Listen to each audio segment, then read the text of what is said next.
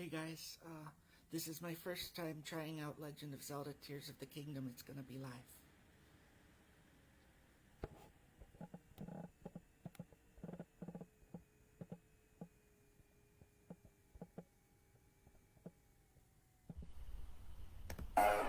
In a world where chaos reigns and connections seem fleeting, one visionary endeavor seeks to bring us all together, then create a live after dark. Harnessing the transformative power of artificial intelligence, the timeless charm of radio theater, the wisdom of books, and the excitement of video games. Zoom Theater Live After Dark illuminates the path to enlightenment and fosters a sense of unity among its audience. Through this unique fusion of storytelling and interactive experiences, we aim to nurture personal growth, improve learning, and inspire a peaceful existence. Guided by your obedient servant, Sebastian Saint Serapian Smalls, we embark on a journey of self-discovery. But where do we begin? Begin by simply listening, slow down, see just how peaceful today can be. Together, we shall create a harmonious community, bound by shared passions and a desire to elevate the human experience. Sebastian Saint Serapian Smalls will be there, to the end of the line, my Valentine, guiding you on this journey towards a more serene and enlightened tomorrow. Catch you guys on the flip side.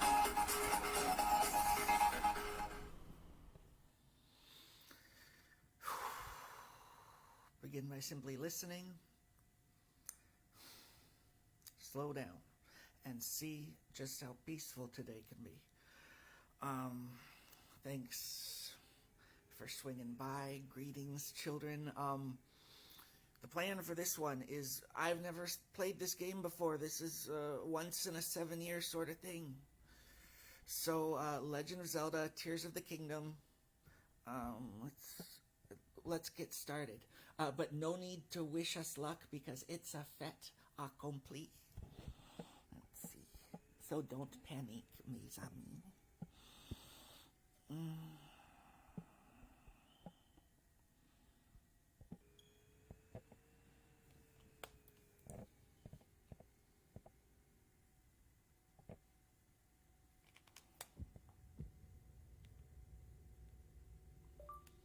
Hi, friend! Exclamation point.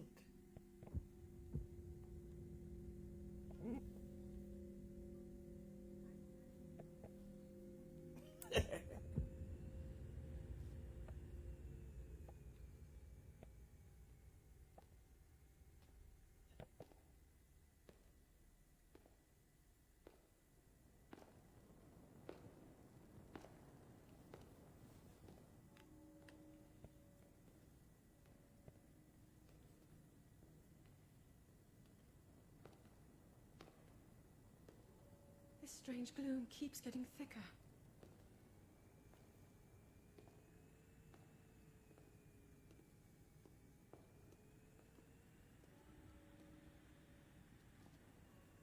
We've been descending for a while now. These tunnels are deeper than I thought. What could be down here?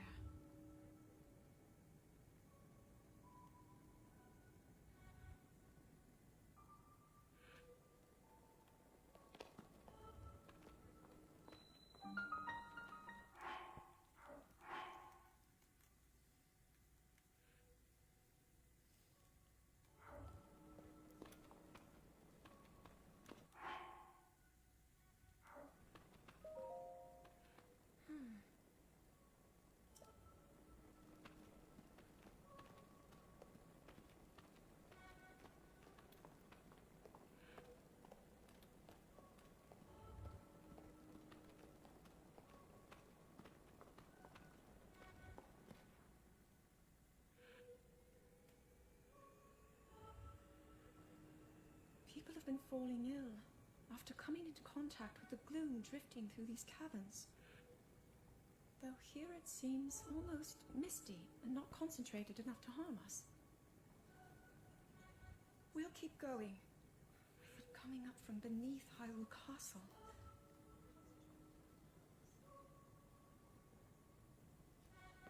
We do not know what waits below, so we need to be ready for anything.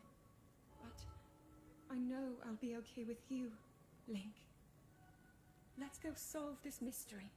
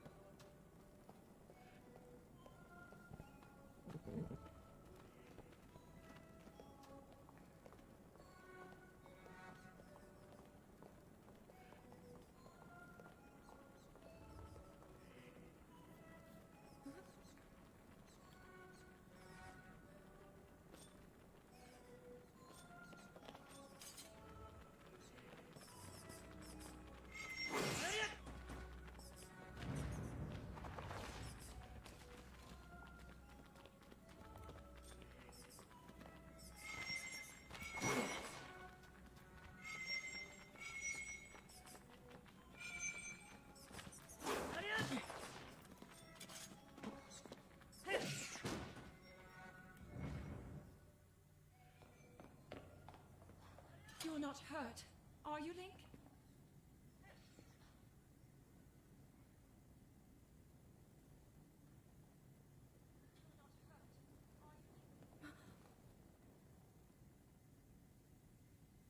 Look at these murals.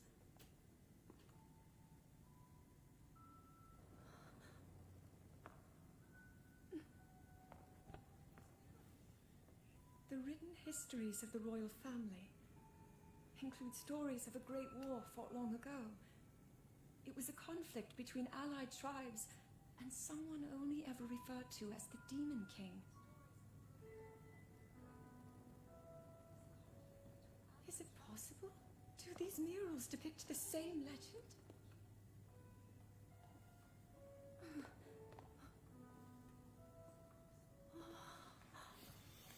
This is similar to the statues we saw earlier, a Zonai. And these figures look like Hylians. This depiction certainly suggests that the Zonai descended from the heavens.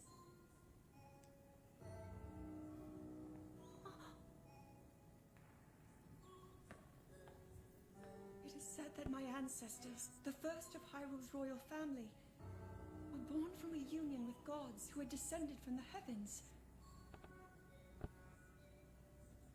These murals tell a similar story, and if they are accurate, then the gods mentioned were the Zonai.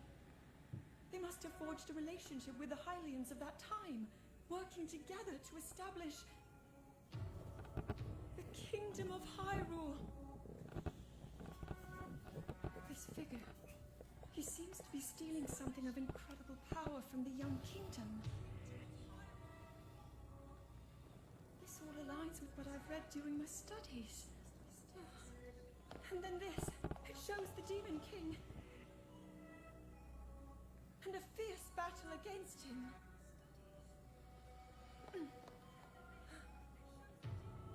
If the creature depicted here really does represent the Demon King, then...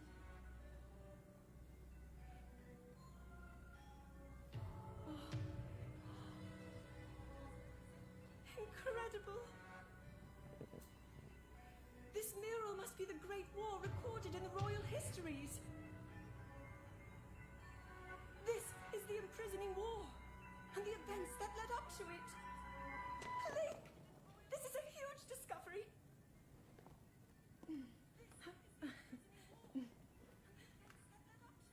All right then, now to use this invention of Pura's.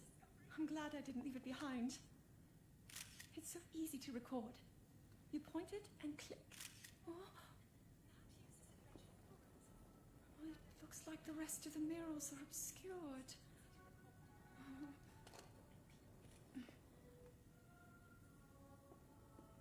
It's so What easy is to this record. place? You pointed it and click. Maybe we'll find more answers further ahead. Link, let's keep moving deeper.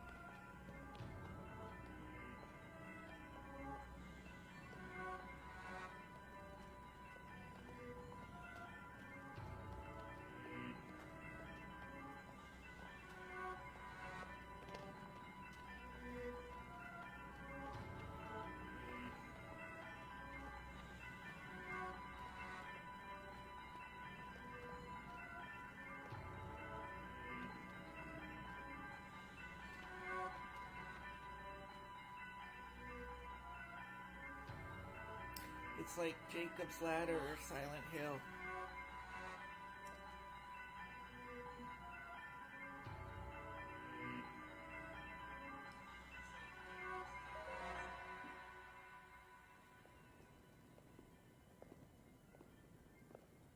What is that?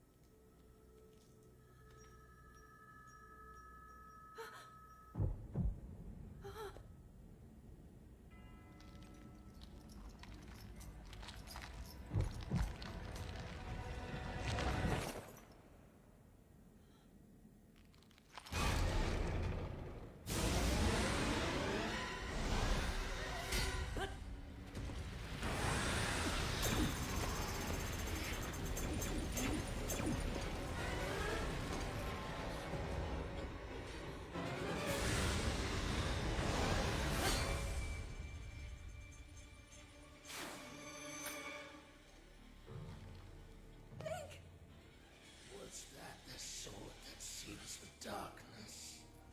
The blade that shatters so easily against my power cannot save you from me. Zelda. You who carries that fragile sword. A link. Raru placed his faith in you. And that was all you could do. How do you know our names?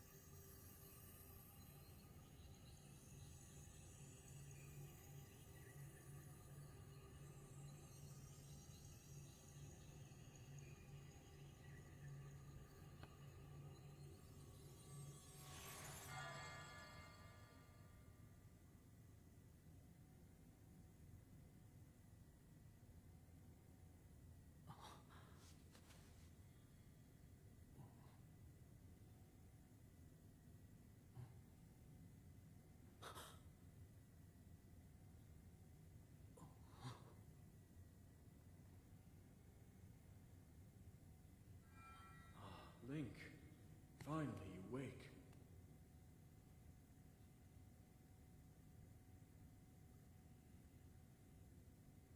heard a great deal about you from Zelda.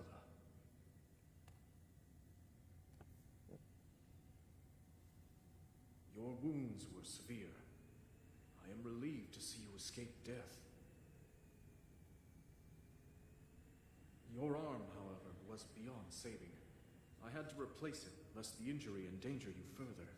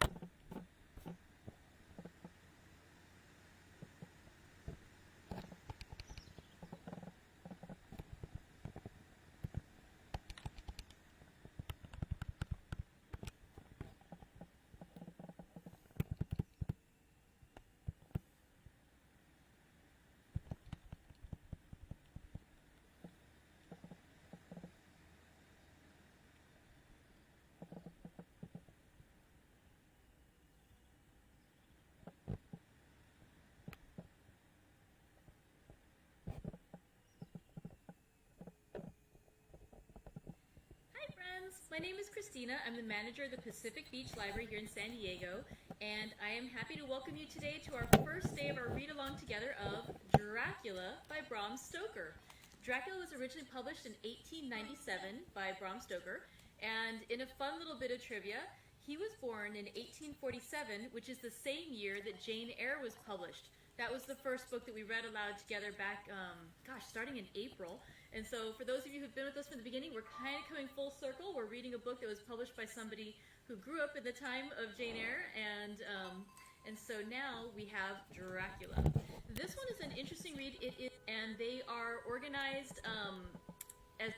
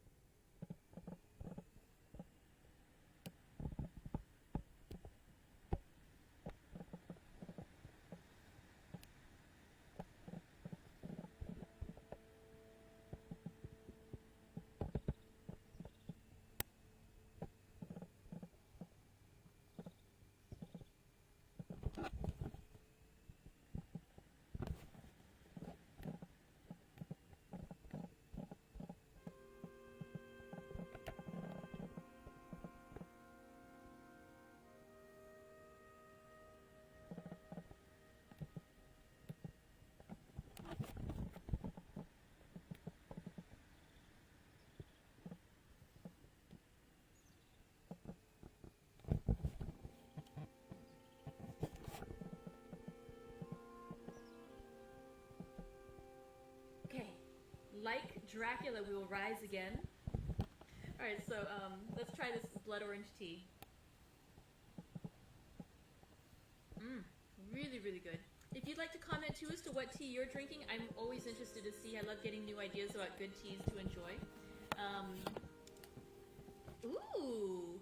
Jenna was saying she listened to the Orson Welles radio version of Dracula. That does sound like it would be delightful. He has such a good voice, and I think he'd really amp up the drama of it. Alright, so let's start with Chapter 1 of Dracula, and it's entitled Jonathan Harker's Journal, and it says it's kept in shorthand. If there's anything else like that that are in italics, I'll go ahead and do that, or it's not italics, in like parentheses where they're listing it that way, I'll make the little parentheses hands to kind of indicate that as well. Also, before we get started, I should apologize. There are going to be many, many words that I will not know how to properly pronounce. I'm going to do my best and go through them, and I will try to be consistent in how I pronounce / mis. But if any of you actually do know the proper pronunciations, sorry, it disconnected again. Hopefully we'll make it through today. But yeah, if you actually do know the proper pronunciation, if I'm really butchering it badly, go ahead and put a comment and let me know, so that way I can do it better the next day as we can. Okay, I think hopefully we're past all the disconnects, and let's keep going. Ready? Chapter 1 of Dracula, Jonathan Harker's Journal, kept in shorthand.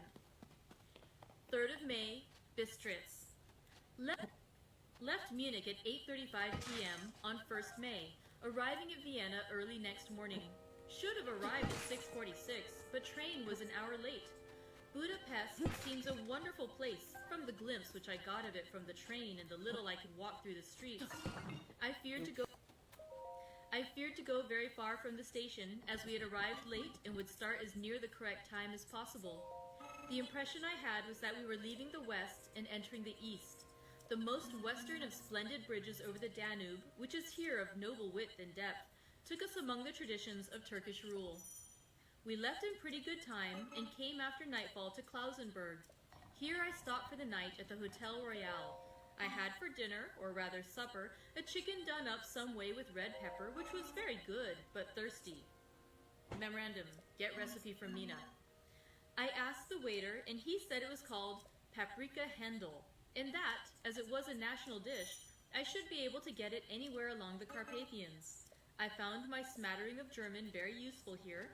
Indeed, I don't know how I should be able to get on without it. Having had some time at my disposal when in London, I had visited the British Museum and made search among the books and maps in the library regarding Transylvania. It had struck me that some foreknowledge of the country could hardly fail to have some importance in dealing with the noblemen of that country. I find that the district he named is in the extreme east of the country, just on the borders of 3 states, Transylvania, Moldavia, and Bukovina, in the midst of the Carpathian Mountains, one of the wildest and least known portions of Europe. I was not able to light on any map or work giving the exact locality of the Castle Dracula, as there are no maps of his country. As there are no maps of this country as yet to compare with our own Ordnance Survey maps. But I found that Bistritz, the post town named by Count Dracula, is a fairly well-known place. I shall enter here some of my notes as they may refresh my memory when I talk over my travels with me. In the population of Transylvania, there are 4 distinct nationalities: Saxons in the south, and mixed with them the Wallachs, who are the descendants of the Dacians, Magyars in the west, and Zikelis in the east and north. I am going among the latter, who claim to be descended from Attila and the Huns. This may be so, for when the Magyars conquered the country in the 11th century, they found the Huns settled in it. I read that every known superstition in the world is gathered into the horseshoe of the Carpathians, as if it were the center of some sort of imaginative whirlpool. If so, my stay may be very interesting. Memorandum. I must ask the Count all about them. I did not sleep well, though my bed was comfortable enough, for I had all sorts of queer dreams. There was a dog howling all night under my window, which may have had something to do with it, or it may have been the paprika, for I had to drink up all the water in my carafe and was still thirsty. Towards morning I slept and was wakened by the continuous knocking at my door, so I guess I must have been sleeping soundly then. I had for breakfast more paprika and a sort of porridge of maize flour, which they said was mamaliga, an eggplant stuffed with force meat, a very excellent dish, which they call implicata. Memo. Get recipe for this also. I had to hurry breakfast, for the train started a little before 8, or rather, it ought to have done so, for after rushing to the station at 7:30, I had to sit in the carriage for more than an hour before we began to move. It seems to me that the further east you go, the more unpunctual are the trains. What ought they to be in China? All day long we seemed to dawdle through a country which was full of beauty of every kind. Sometimes we saw little towns or castles on the top of steep hills, such as we see in old missals. Sometimes we ran by rivers and streams which seemed from the wide stony margin on each side of them to be subject to great floods. It takes a lot of water, and running strong, to sweep the outer edge of a river clear. At each station there were groups of people, sometimes crowds, and in all sorts of attire. Some of them were just like the peasants at home, or those I saw coming through France and Germany, with short jackets and round hats and homemade trousers, but others were very picturesque. The women looked pretty, except when you got near them, but they were very clumsy about the waist. They had all full white sleeves of some kind or other, and most of them had big belts with a lot of strips of something fluttering from them, like the dresses in a ballet, but of course there were petticoats under them. The strangest figures we saw were the Slovaks, who were more barbarian than the rest, with their big cowboy hats, great baggy dirty white trousers, white linen shirts, and enormous heavy leather belts, nearly a foot wide, all studded over with brass nails. They wore high boots with their trousers tucked into them and had long black hair and heavy black mustaches. They are very picturesque, but do not look prepossessing. On the stage, they would be set down at once as some old oriental band of brigands. They are, however, I am told, very harmless and rather wanting in natural self-assertion. It was on the dark side of twilight when we got to Bistritz, which is a very interesting old place.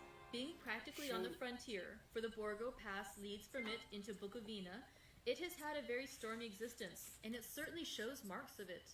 50 years ago, a series of great fires took place, which made terrible havoc on 5 separate occasions. At the very beginning of the 17th century, it underwent a siege of 3 weeks and lost 13,000 people, the casualties of war proper being assisted by famine and disease.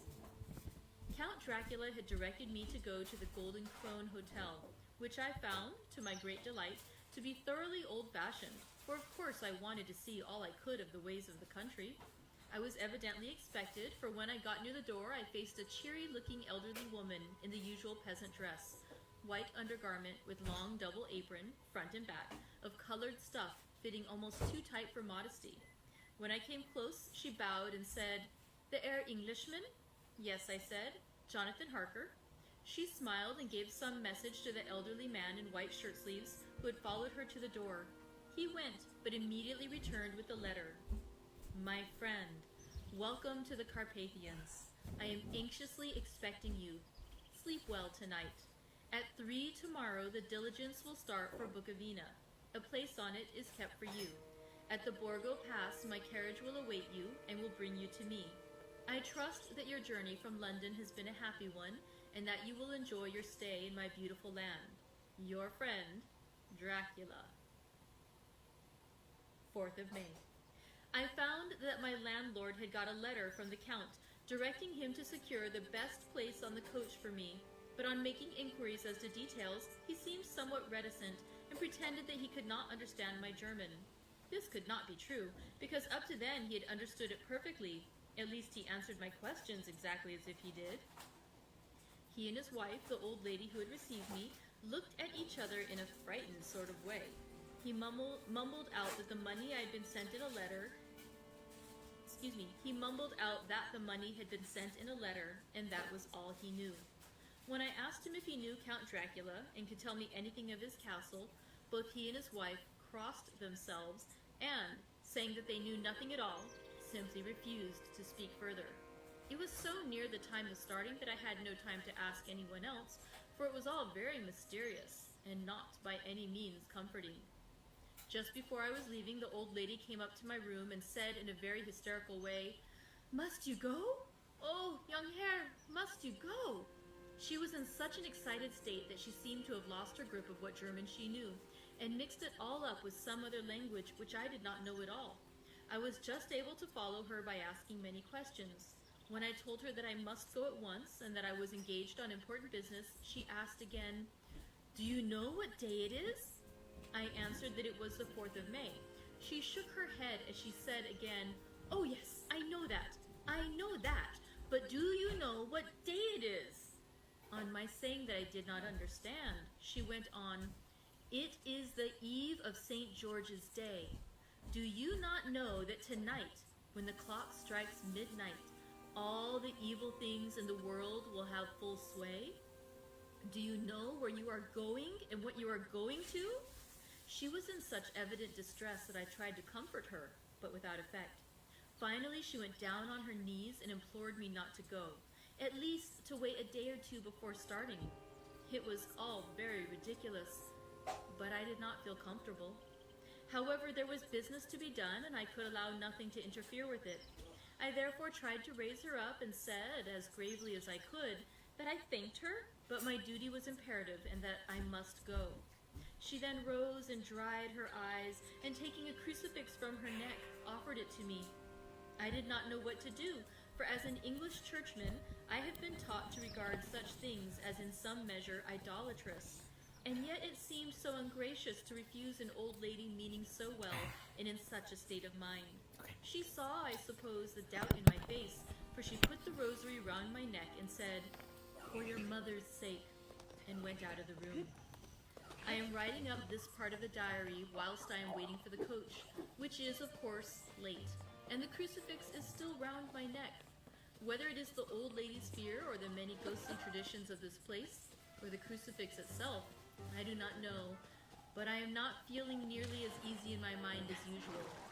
If this book should ever reach Mina before I do, let it bring my goodbye. Here comes the coach.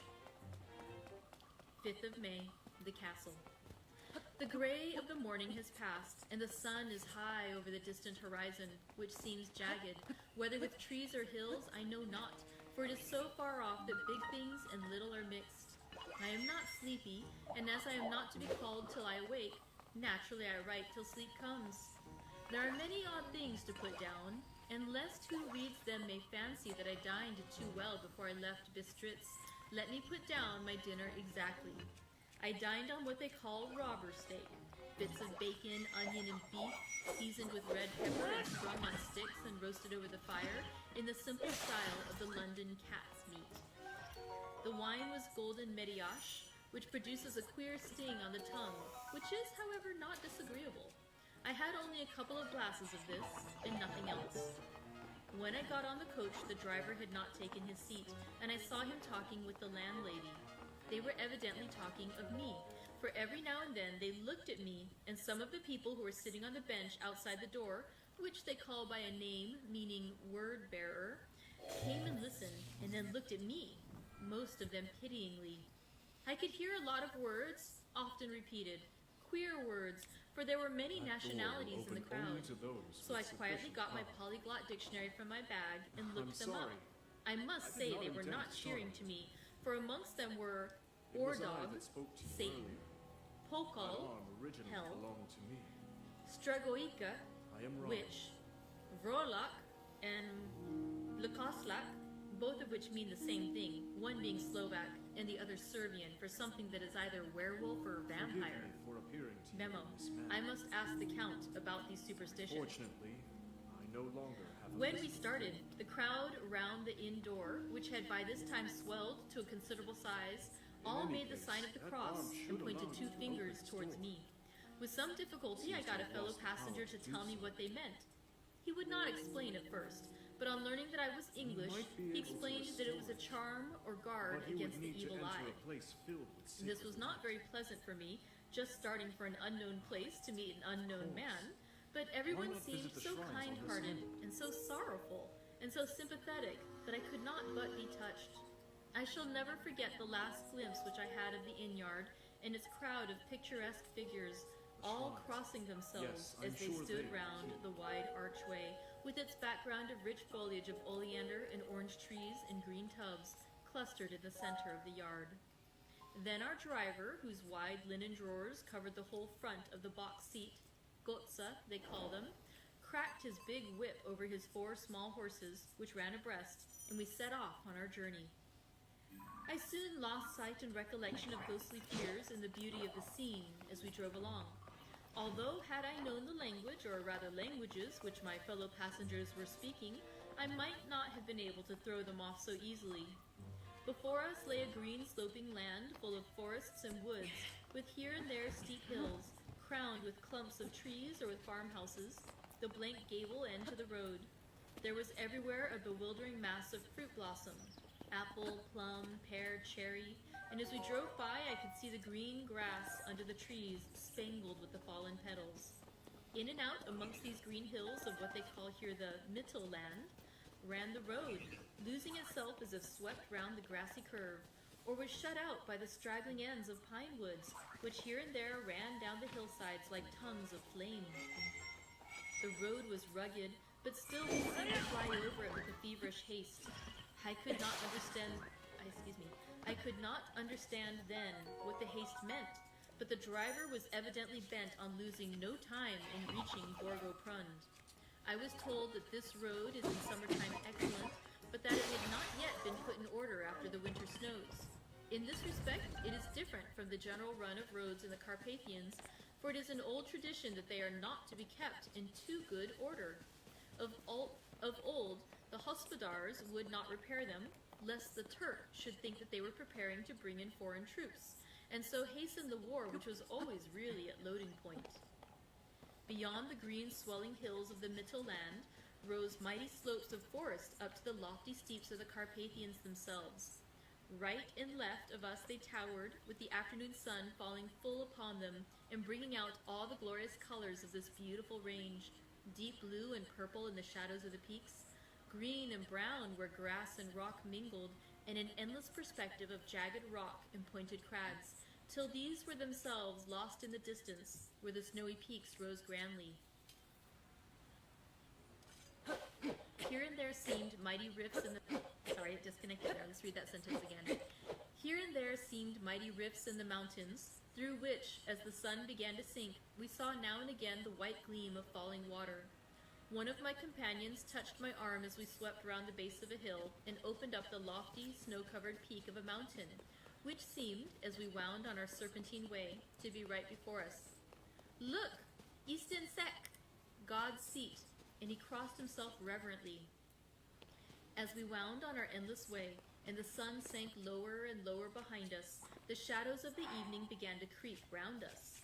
This was emphasized by the fact that the snowy mountaintops still held the sunset and seemed to glow out with a delicate, cool pink. Here and there we passed Czechs and Slovaks, all in picturesque attire, but I noticed that Guatra was painfully prevalent. By the roadside were many crosses, and as we swept by, my companions all crossed themselves.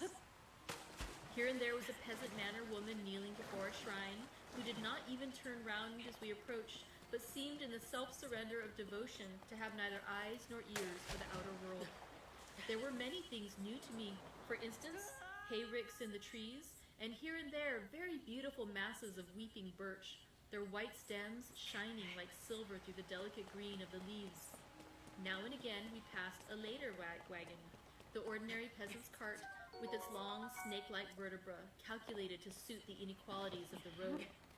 On this were sure to be seated quite a group of homecoming peasants, the Czechs with their white and the Slovaks with their colored sheepskins, the latter carrying lance fashion their long staves with axe at end.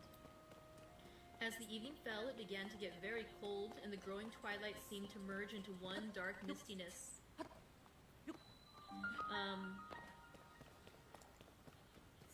As the evening fell, it began to get very cold, and the growing twilight seemed to merge into one dark mistiness, the gloom of the trees, oak, beech, and pine, though in the valleys which ran deep between the spurs of the hills, as we ascended through the pass, the dark firs stood out here and there against the background of late-lying snow. Sometimes, as the road was cut through the pine woods that seemed in the darkness to be closing down upon us, great masses of grayness, which here and there bestrewed the trees, produced a peculiarly weird and solemn effect, which carried on the thoughts and grim fancies engendered earlier in the evening, when the falling sunset threw into strange relief the ghost-like clouds, which amongst the Carpathians seemed to wind ceaselessly through the valleys. Sometimes the hills were so steep that despite our driver's haste, the horses could only go slowly. I wished to get down and walk up them, as we do at home, but the driver would not hear of it. "No, no," he said, "you must not walk here. The dogs are too fierce." And then he added, with what he evidently meant for grim pleasantry, for he looked round to catch the approving smile of the rest, "And you may have enough of such matters before you go to sleep." The only stop he would make was a moment's pause to light his lamps.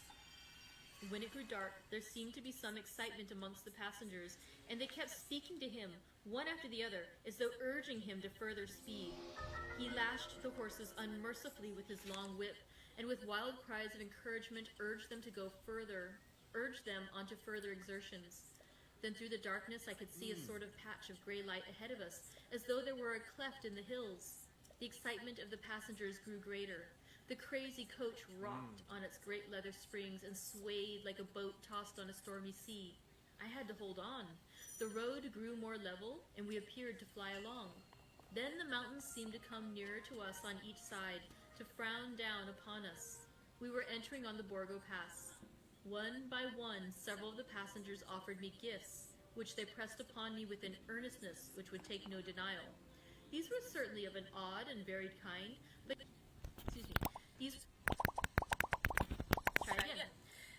These were certainly of an odd and very varied kind, but each was given in simple good faith with a kindly word and a blessing. And that strange mixture of fear, meaning movements, which I had seen outside the hotel at Bistritz, the sign of the cross and the guard against evil eye. Then, as we flew along, the driver leaned forward, and on each side the passengers, craning over the edge of the coach, peered eagerly into the darkness. It was evident that something very exciting was either happening or expected, but though I asked each passenger, no one would give me the slightest explanation. This state of excitement kept on for some time, and at last we saw before us the pass opening out on the eastern side. There were dark, rolling clouds overhead, and in the air the heavy, oppressive sense of thunder. It seemed as though the mountain range had separated two atmospheres, and that now we had got into the thunderous one. I was now myself looking out for the conveyance which was to take me to the Count. Each moment I expected to see the glare of lamps through the darkness, but all was dark. The only light was the flickering rays of our own lamps, in which the steam from our hard-driven horses rose in a white cloud. We could see now the sandy road lying white before us, but there was on it no signs of a vehicle. The passengers drew back with a sigh of gladness, which seemed to mock my own disappointment. I was already I was already thinking what I had best do when the driver, looking at his watch, said to the others something which I could hardly hear. It was spoken so quietly and so low a tone, I thought it was an hour less than the time. Then turning to me, he said in German worse than my own, "There is no carriage here. The Herr is not expected after all. He will now come on to Bukovina and return tomorrow or the next day. Better the next day."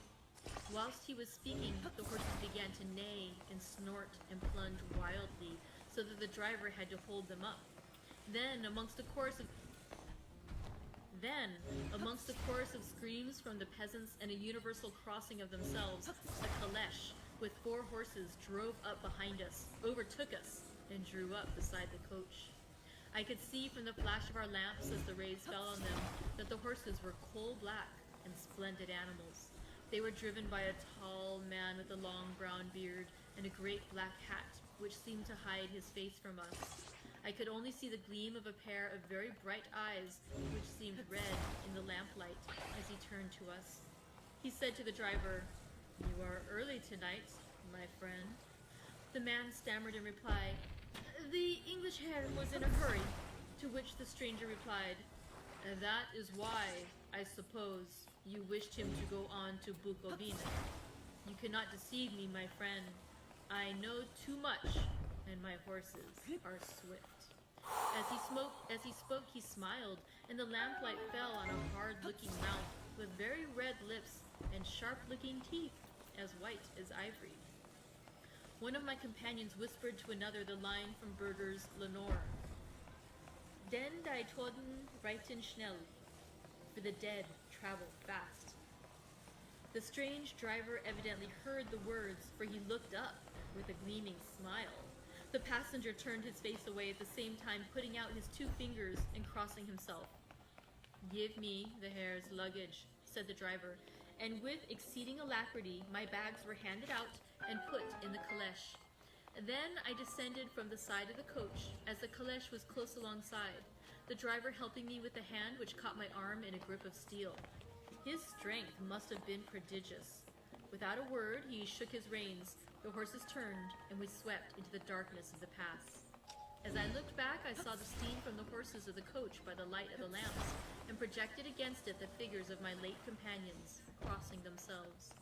Then the driver cracked his whip and called to his horses, and off they swept on their way to Bukovina. As they sank into the darkness, I felt a strange chill, and a lonely feeling came over me. But a cloak was thrown over my shoulders and a rug across my knees, and the driver said in excellent German, "The night is chill, mein Herr, and my master the Count bade me take all care of you. There is a flask of Slivovitz, the plum brandy of the country, underneath the seat, if you should require it." I did not take any, but it was a comfort to know it was there all the same. I felt a little strangely and not a little frightened. I think had there been any alternative, I should have taken it, instead of prosecuting that unknown night journey. The carriage went at a hard pace straight along, then we made a complete turn and went along another straight road. It seemed to me that we were simply going over and over the same ground again, and so I took note of some salient point and found that this was so.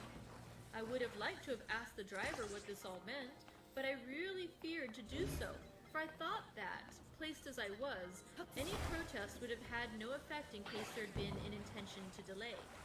By and by, however, as I was curious to know how time was passing, I struck a match, and by its flame looked at my watch. It was within a few minutes of midnight. This gave me a sort of shock, for I suppose the general superstition about midnight was increased by my recent experiences. I waited with a sick feeling of suspense. Then a dog began to howl somewhere in a farmhouse far down the road, a long, agonized wailing as if from fear. The sound was taken up by another dog, and then another and another, till, borne on the wind which now sighed softly through the pass, a wild howling began, which seemed to come from all over the country, as far as the imagination could grasp it through the gloom of the night. At the first howl, the horses began to strain and rear, but the driver spoke to them soothingly, and they quieted down, but shivered and sweated as though after a runaway from sudden fright. I feel sad if I missed the far off treasure in the box. distance from the mountains on each side of us began a louder and a sharper howling, that of wolves, which affected both the horses and myself in the same way, for I was minded to jump from the caleche and run, whilst they reared again and plunged madly, so that the driver had to use all his great strength to keep them from bolting. In a few minutes, however, my own ears got accustomed to the sound, and the horses so far became quiet that the driver was able to descend and to stand before them. He petted and soothed them and whispered something in their ears, as I have heard of horse tamers doing, and with extraordinary effect, for under his caresses they became quite manageable again, though they still trembled. The driver again took his seat and, shaking his reins, started off at a great pace. This time, after going to the far side of the pass, he suddenly turned down a narrow roadway which ran sharply to the right. Soon we were hemmed in with trees, which in places arched right over the roadway till we passed as through a tunnel, and again great frowning rocks guarded us boldly on either side. Though we were in shelter, we could hear the rising wind, for it moaned and whistled through the rocks, and branches of the trees crashed together as we swept along. It grew colder and colder still, and fine powdery snow began to fall, so that soon we and all around us were covered with a white blanket. The keen wind still carried the howling of the dogs, though this grew fainter as we went on our way. The baying of the wolves sounded nearer and nearer, as though they were closing round on us from every side. I grew dreadfully afraid, and the horses shared my fear. The driver, however, was not in the least disturbed. He kept turning his head to left and right, but I could not see anything through the darkness. Suddenly, away on our left, I saw a faint flickering blue flame. The driver saw it at the same moment. He at once checked the horses and, jumping to the ground, disappeared into the darkness. I did not know what to do, the less as the howling of the wolves grew closer. But while I wondered, the driver suddenly appeared again, and without a word took his seat, and we resumed our journey. I think I must have fallen asleep and kept dreaming of the incident, for it seemed to be repeated endlessly, and now looking back, it is like a sort of awful nightmare. Once the flame appeared so near the road that even in the darkness around us I could watch the driver's motions. He went rapidly to where the blue flame arose. It must have been very faint, for it did not seem to illumine the place around it at all, and gathered a few stones, formed them into some device. Once there appeared a strange optical effect. When he stood between me and the flame, he did not obstruct it, for I could see its ghostly flicker all the same.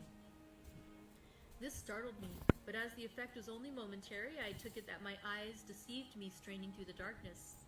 Then for a time there were no blue flames, and we sped onwards through the gloom, with the howling of the wolves around us as though they were following in a moving circle. At last there came a time when the driver went further afield than he had yet gone, and during his absence the horses began to tremble worse than ever, and to snort and scream with fright. I could not see any cause of it, for the howling of the wolves had ceased altogether. But just then the moon, sailing through the black clouds, appeared behind the jagged crest of a beetling, pine-clad rock, and by its light I saw around us a ring of wolves with white teeth and lolling red tongues, with long, sinewy limbs and shaggy hair. They were 100 times more terrible in the grim silence which held them than even when they howled. For myself, I felt a sort of paralysis of fear. It is only when a man feels himself face to face with such horrors that he can understand their true import. All at once, the wolves began to howl as though the moonlight had had some peculiar effect on them. The horses jumped about and reared and looked helplessly round with eyes that rolled in a way painful to see, but the living ring of terror encompassed them on every side, and they had perforce to remain within it. I called to the coachman to come, for it seemed to me that our only chance was to try to break out through the ring, and to aid his approach I shouted and beat the side of the caleche, hoping by the noise to scare the wolves from the side so as to give him a chance of reaching the trap. How he came there I know not, but I heard his voice raised in a tone of imperious command, and looking towards the sound, saw him stand in the roadway. As he swept his long arms as though brushing aside some impalpable obstacle, the wolves fell back and back further still. Just then a heavy cloud passed across the face of the moon so that we were again in darkness. When I could see again, the driver was climbing into the caleche and the wolves disappeared. This was all so strange and uncanny that a dreadful fear came upon me, and I was afraid to speak or move. The time seemed interminable as we swept on our way, now in almost complete darkness, for the rolling clouds obscured the moon. We kept on ascending, with occasional periods of quick descent, but in the main always ascending. Suddenly I became conscious of the fact that the driver was in the act of pulling up the horses in the courtyard of a vast ruined castle, from whose tall black windows came no ray of sunlight, and whose We cannot let it interrupt us on the last sentence. Suddenly, I became conscious of the fact that the driver was in the act of pulling up the horses in the courtyard of a vast ruined castle, from whose tall black windows came no ray of light, and whose broken battlements showed a jagged line against the moonlit sky. And that concludes Chapter 1 of Dracula. I will try to figure out what happened today, why our connection kept dropping, but I hope you were able to continue with the story. It seemed to me, from past experience with it dropping like that we basically lose about a second, and so I try to continue by reading the last sentence back before the break happens. So I'll try to figure that out. Hopefully we can stop that from happening again. But thank you for joining me for our first day of Dracula by Bram Stoker. This is a relatively shorter book, especially compared to our last read. It's only 27 chapters, and so we should be finishing just a few days before Halloween. My goal is to just read one chapter a day, so again, we can stretch this out to as close to Halloween as possible.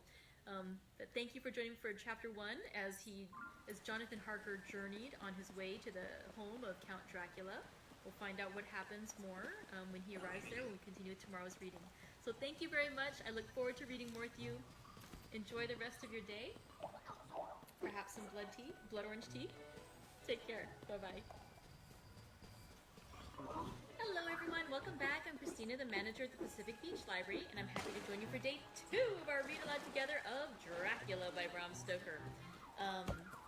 Yesterday we just read one chapter. We're going to just read one chapter every day. We're going to be able to space this one out nicely to take us over really close to Halloween. And so I thought we'd start by enjoying some tea. Today's tea is called Berry Blossom. As you can see, it's another beautiful blood red kind of tea. Hi Helen, good to see you. Let me go ahead and press this one down and pour out. I hope you guys are enjoying something wonderful today. I hope your day is going beautifully. Let's see. How's my day been going so far? It's been good. It's weird how the days sort of blur into each other, but yeah, it's been a nice day so far. And of course, better now that we're reading together. I like this one a lot. The berry flavor just, again, adds that illusion of sweetness, even though it's, not sugared at all. I haven't added any sweetener to it, but it has that just sweet flavor because of the fruit. It's really a lovely tea. Okay, so let's let that one get cool, and we'll talk a little bit about what happened in Chapter 1 of Dracula. I did want to show you, though, a couple of extra editions. One of my coworkers brought in 2 of her editions from home, and of course, one of them I left with her. Hi, Judy. I'm just going to share, this is another one that we have on our shelf here at the library, just in our paperback classic section. But again, a couple little illustrations. One of the other ones that my coworker brought in, of course I don't have it with me, so I can't show you, but it was beautiful. It had every chapter heading was written in blood red, and so that was nice. But this is the beautiful one. This is the new annotated edition of Dracula, edited by Leslie S. Klinger. It is stunning. Oh no, we just had a little disconnect. I hope this isn't like yesterday where we get disconnected several times. But let's hope for the best. I'm a little tempted to start over because I think I identified yesterday what the problem was, but I might have forgotten to fix it.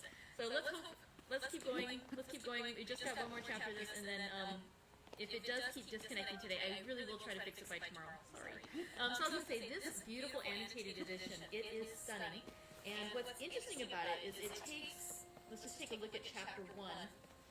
For this first section of Chapter 1, what we read yesterday, here's the first couple of paragraphs, like the first 2.5 paragraphs. It goes through 17 footnotes, which on the other half of the page, it gives the first half of one footnote, Then it has a full another.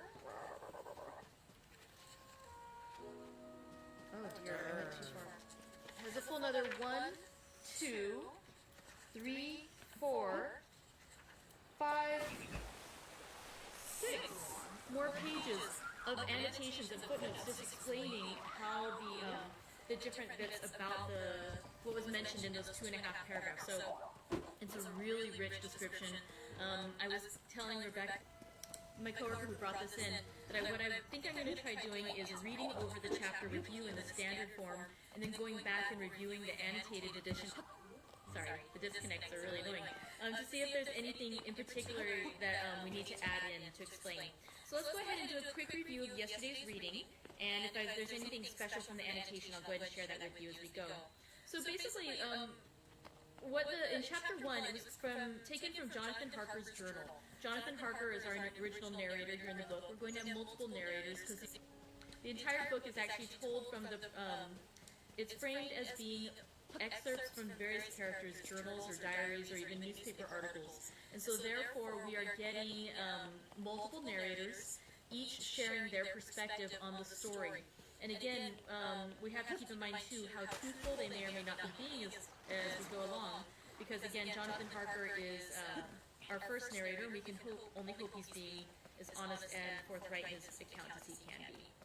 So, it starts out with Jonathan Harker is on his way, he's an attorney, he's English, he's on his way to visit a client in Transylvania. This client is named Count Dracula, and he has instructions to stay in a town in Bistritz, and then he's going to catch the conveyance that will take him over to Castle Dracula the following day.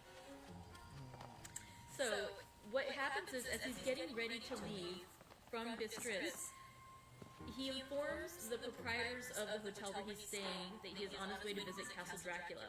And the woman who is the proprietress of the hotel is basically very perturbed.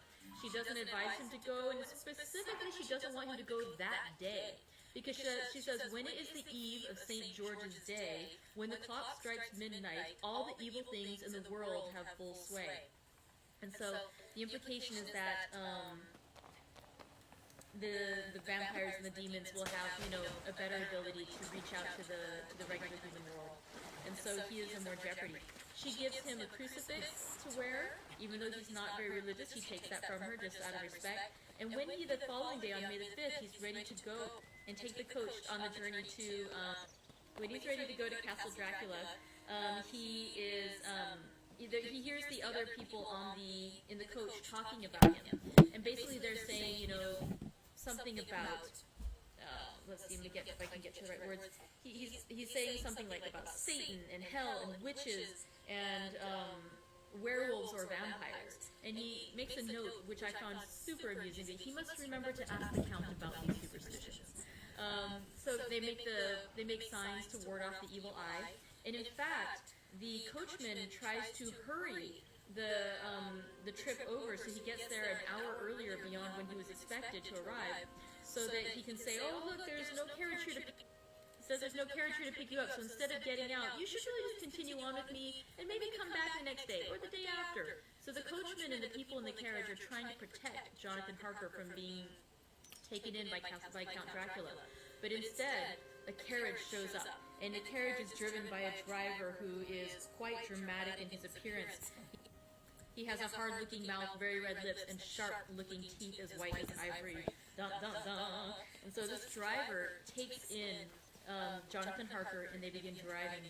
On their way to Castle Dracula, they actually, it's kind of weird, they kill time for a while driving around, and they see blue lights in the distance. The driver gets out, and he goes and does something, and then he comes back.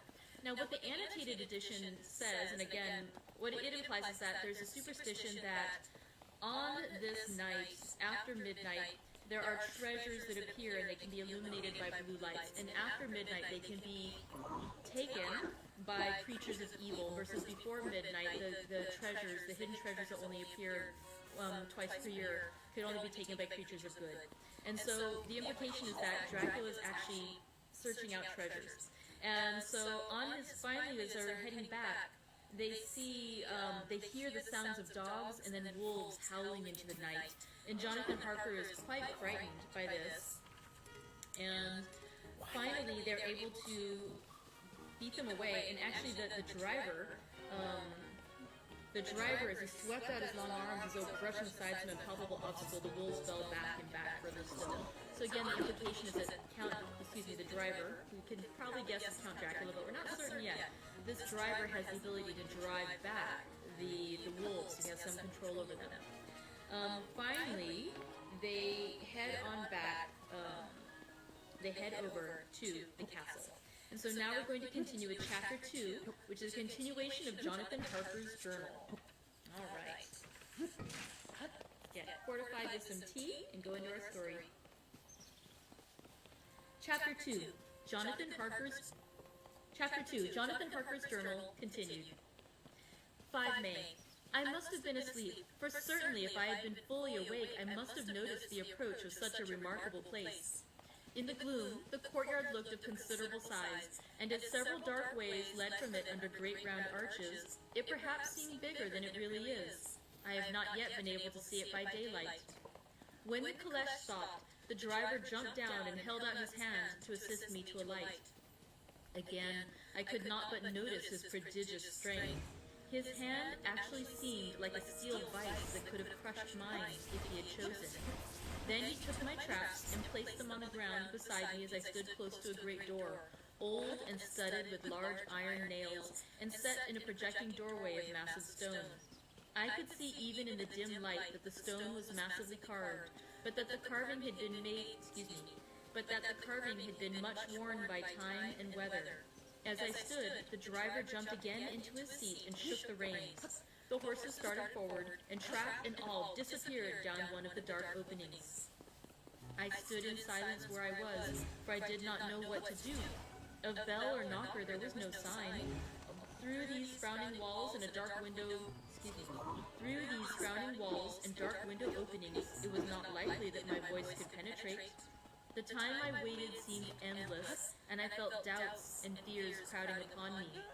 What sort of place had I come to, and among what kind of people? What sort of grim adventure was it on which I had embarked? Was this a customary incident in the life of a solicitor's clerk, sent out to explain the purchase of a London estate to a foreigner? Solicitor's clerk. Mina would not like that. Solicitor. For just before leaving London, I got word that my examination was successful, and I am now a full-blown solicitor. I began to rub my eyes and pinch myself to see if I were awake. It all seemed like a horrible nightmare to me, and I expected that I should suddenly awake and find myself at home, with the dawn struggling in through the windows, as I had now and again felt in the morning after a day of overwork. But my flesh answered the pinching test, and my eyes were not to be deceived. I was indeed awake and among the Carpathians. All I could do now was to be patient and to wait the coming of the morning. Just as I had come to this conclusion, I heard a heavy step approaching behind the great door and saw through the chinks the gleam of a coming light. Then there was the sound of rattling chains and the clanking of massive bolts drawn back. A key was turned with the loud grating noise of long disuse, and the great door swung back. Within stood a tall old man, clean-shaven save for a long white mustache, and clad in black from head to foot, without a single speck of color about him anywhere. He held in his hand an antique silver lamp, in which the flame burned without chimney or globe of any kind, throwing long, quivering shadows as it flickered in the draught of the open door. The old man motioned me in with his right hand with a courtly gesture, saying in excellent English but with a strange intonation, "Welcome to my house. Enter freely and of your own will." He made no motion of stepping to meet me, but stood like a statue, as though his gesture of welcome had fixed him into stone. The instant, however, that I stepped over the threshold, he moved impulsively forward, and holding out his hand, grasped mine with a strength which made me wince, an effect which was not lessened by the fact that it seemed as cold as ice, more like the hand of the dead than a living man. Again he said, "Welcome to my house. Come freely, go safely, and leave something of the happiness you bring." The strength of the handshake was so much akin to that which I had noticed in the driver, whose face I had not seen, that for a moment I doubted if it were not the same person to whom I was speaking. So to make sure, I said interrogatively, Count Dracula? He bowed in a courtly way as he replied, I am Dracula, and I bid you welcome, Mr. Harker, to my house. Come in. The night air is chill, and you must need to eat and rest. As he was speaking, he put the lamp on a bracket on the wall, and stepping out, took my luggage. He had carried it in before I could forestall him. I protested, but he insisted. Nay, sir, you are my guest. It is late, and my people are not available. Let me see to your comfort myself. He insisted on carrying my traps along the passage, and then up to a great winding stair, and along another great passage, on whose stone floor our steps rang heavily. At the end of this, he threw open a heavy door, and I rejoiced to see within a well-lit room in which a table was spread for supper, and on whose mighty hearth a great fire of logs, freshly replenished, flamed and flared.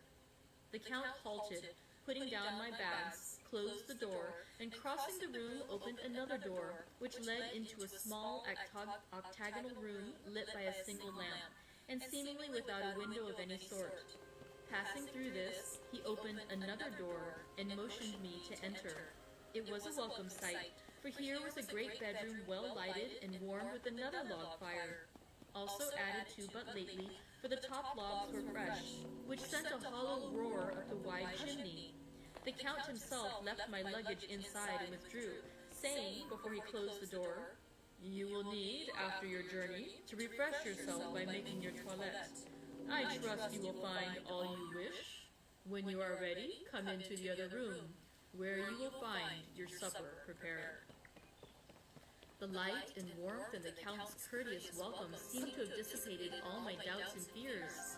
Having then reached my normal state, I discovered that I was half famished with hunger. So making a hasty toilette, I went into the other room.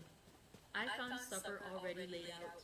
My host, who stood on one side of the great fireplace, leaning against the stonework, made a graceful wave of his hand to the table and said, I pray you be seated and sup how you please.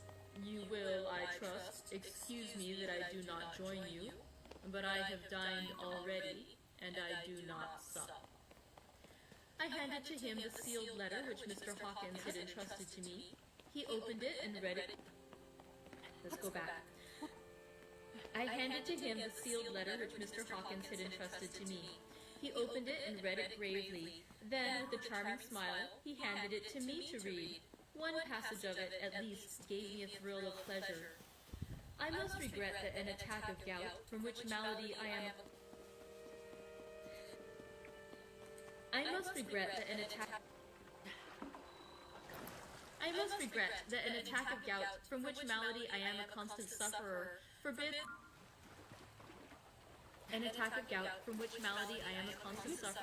forbids absolutely any traveling on my part for some time to come.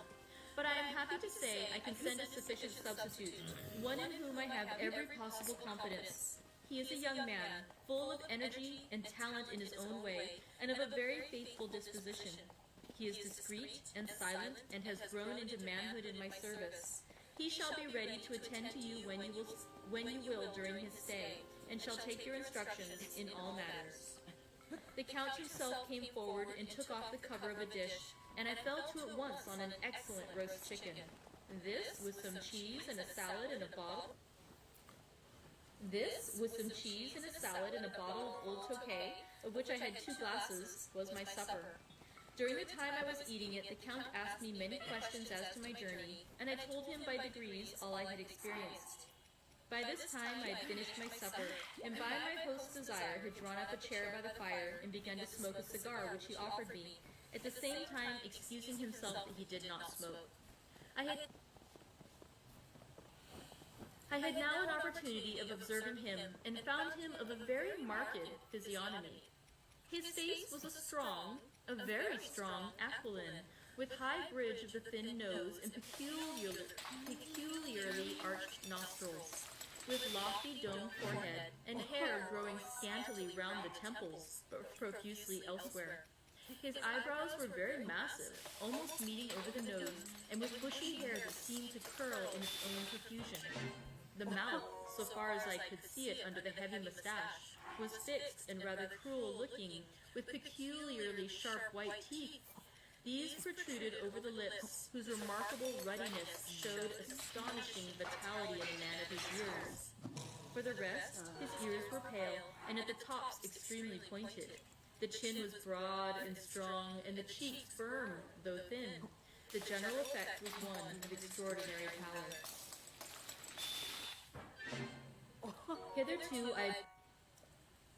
Hitherto I had noticed the backs of his hands as they lay on his knees in the firelight, and they had seemed rather white and fine.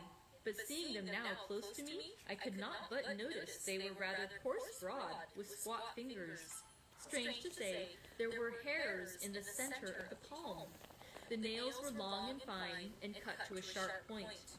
As the Count leaned over me and his hands touched me, I could not repress a shudder. It may have been that his breath was rank, but a horrible feeling of nausea came over me, which, do what I would, I could not conceal. The Count, evidently noticing it, drew back, and with a grim sort of smile, which showed more than he had yet done his protuberant teeth, sat himself down again on his own side of the fireplace. We were both silent for a while, and as I looked towards the window, I saw the first dim streak of the coming dawn.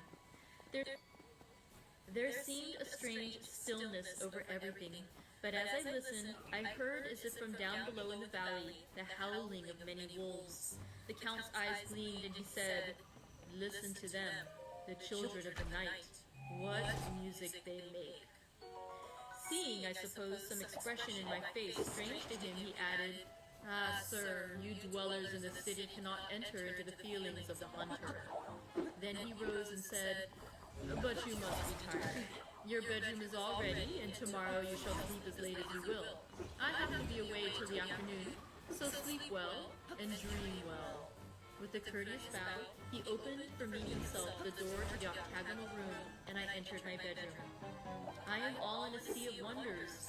I doubt, I fear, I think strange things which I dare not confess to my own soul. God keep me, if only for the sake of those dear to me. 7 May. It is again early morning, but I have rested and enjoyed the last 24 hours. I slept till late in the day and awoke of my own accord. When I had dressed myself, I went into the room where we had supped and found a cold breakfast laid out, with coffee kept hot by the pot being placed on the hearth. There was a card on the table on which was written, "I have to be absent for a while. Do not wait for me. D." I set to and enjoyed a hearty meal. When I had done, I looked for a bell, so that I might let the servants know I had finished, but I could not find one. There are certainly odd deficiencies in the house, considering the extraordinary evidences of wealth which are round me. The table service is of gold, and so beautifully wrought that it must be of immense value. The curtains and upholstery of the chairs and sofas and the hangings of my bed are of the costliest and most beautiful fabrics, and must have been of fabulous value when they were made, for they are centuries old, though in excellent order. I saw something like them in Hampton Court, but they were worn and frayed and moth-eaten. But still, in none of the rooms is there a mirror. There is not even a toilette glass on my table, and I had to get the little shaving glass from my bag before I could either shave or brush my hair. I have not yet seen a servant anywhere, or heard a sound near the castle except the howling of wolves. Some time after I had finished my meal, I do not know whether to call it breakfast or dinner, for it was between 5 and 6 o'clock when I had it, I looked about for something to read, for I did not like to go about the castle until I had asked the Count's permission. There was absolutely nothing in the room, book, newspaper, or even writing materials, so I opened another door in the room and found a sort of library. The door opposite mine I tried, but found it locked.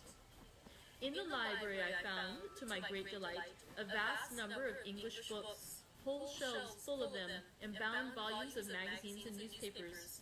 A table in the center was littered with English magazines and newspapers, though none of them were of very recent date. The books were of the most varied kind: history, geography, politics, political economy, botany, geology, law, all relating to England and English life and customs and manners. There were even such books of reference as the London Directory, the Red and Blue books, Whitaker's Almanac, the Army and Navy lists, and it somehow gladdened my heart to see it, the lawless. While I was looking at the books, the door opened and the Count entered. He saluted me in a hearty way and hoped that I had had a good night's rest. Then he went on, "I am glad you found your way in here, for I am sure there is much that will interest you. These companions," and he laid his hand on some of the books, "have been good friends to me, and for some years past, ever since I had the idea of going to London, have given me many, many hours of pleasure. Through them I have come to know your great England, and to know her is to love her. I long to go through the crowded streets of your mighty London, to be in the midst of the whirl and rush of humanity, to share its life, its change, its death, and all that makes it what it is. But alas, as yet I only know your tongue through books. To you, my friend, I look that I know it to speak." "But Count," I said, "you know and speak English thoroughly." He bowed gravely. "I thank you, my friend, for your all too flattering estimate, but yet I fear that I am but a little way on the road I would travel. True, I know the grammar and the words, but yet I know not how to speak them." "Indeed," I said, "you speak excellently." "Not so," he answered. "Well, I know that, did I move and speak in your London, none there are who would not know me for a stranger. That is not enough for me. Here I am noble, I am boyar. The common people know me, and I am master. But a stranger in a strange land, he is no one. Men know him not, and to know not is to care not for. I am content if I am like the rest, so that no man stops if he sees me, or pauses in his speaking if he hears my words. Ha ha, stranger! I have been so long master that I would be master still, or at least that none other should be master of me. You come to me not alone, as agent of my friend Peter Hawkins of Exeter, to tell me all about my new estate in London. You shall, I trust, rest here with me a while, so that by your talking I may learn the English intonation, and I would that you tell me when I make error, even of the smallest, in my speaking. I am sorry that I had to be away so long today, but you will, I know, forgive one who has so many important matters in hand." Of course I said all I could about being willing, and asked if I might come into that room when I chose. He answered, "Yes, certainly," and added, "You may go anywhere you wish in the castle, except where the doors are locked, where of course you will not wish to go. There is reason that all things are as they are, and did you see with my eyes and know with my knowledge, you would perhaps better understand." I said I was sure of this, and then he went on, "We are in Transylvania, and Transylvania is not England. Our ways are not your ways, and there shall be to you many strange things. Nay, from what you have told me of your experiences already, you know something of what strange things there may be." This led to much conversation, and as it was evident that he wanted to talk, if only for talking's sake, I asked him many questions regarding things that had already happened to me or come within my notice. Sometimes he sheered off the subject or turned the conversation by pretending not to understand, but generally he answered all I asked most frankly. Then as time went on and I had got somewhat bolder, I asked him of some of the strange things of the preceding night, as for instance, why the coachman went to the places where he had seen the blue flames. He then explained to me that it was commonly believed that on a certain night of the year, last night in fact, when all evil spirits are supposed to have unchecked sway, a blue flame is seen over any place where treasure has been concealed. That treasure has been hidden, he went on, in the region through which you came last night. There can be but little doubt, for it was the ground fought over for centuries by the Wallachian, the Saxon, and the Turk. Why, there is hardly a foot of soil in all this region that has not been enriched by the blood of men, patriots, or invaders. In old days there were stirring times when the Austrian and the Hungarian came up in hordes, and the patriots went out to meet them, men and women, the aged and the children too, and waited their coming on the rocks above the passes, that they might sweep destruction on them with their artificial avalanches. When the invader was triumphant, he found but little, for whatever there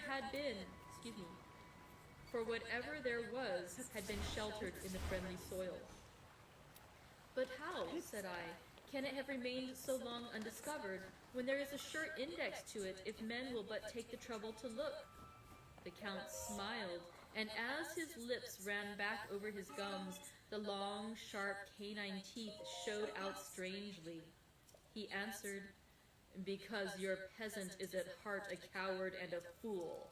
Those flames only appear on one night, and on that night no man of this land will, if he can help it, stir without his doors. And, dear sir, even if he did, he would not know what to do. Why, even the peasant that you tell me of who marked the place of the flame would not know where to look in daylight, even for his own work. Even you would not, I dare be sworn, be able to find those places again?" "There you are right," I said. "I know no more than the dead where even to look for them." Then we drifted into other matters. "Come," he said at last, "tell me of London and of the house which you have procured for me." With an apology for my remissness, I went into my own room to get the papers from my bag. Whilst I was placing them in order, I heard a rattling of china and silver in the next room, and as I passed through, noticed that the table had been cleared and the lamp lit, for it was by this time deep into the dark. The lamps were also lit in the study or library, and I found the Count lying on the sofa, reading, of all things in the world, an English Bradshaw's Guide. When I came in, he cleared the books and papers from the table, and with him I went into plans and deeds and figures of all sorts. He was interested in everything, and asked me a myriad questions about the place and its surroundings. He clearly had studied beforehand all he could get on the subject of the neighborhood, for he evidently at the end knew very much more than I did. When I remarked this, he answered, "Well, but, my friend, is it not needful that I should?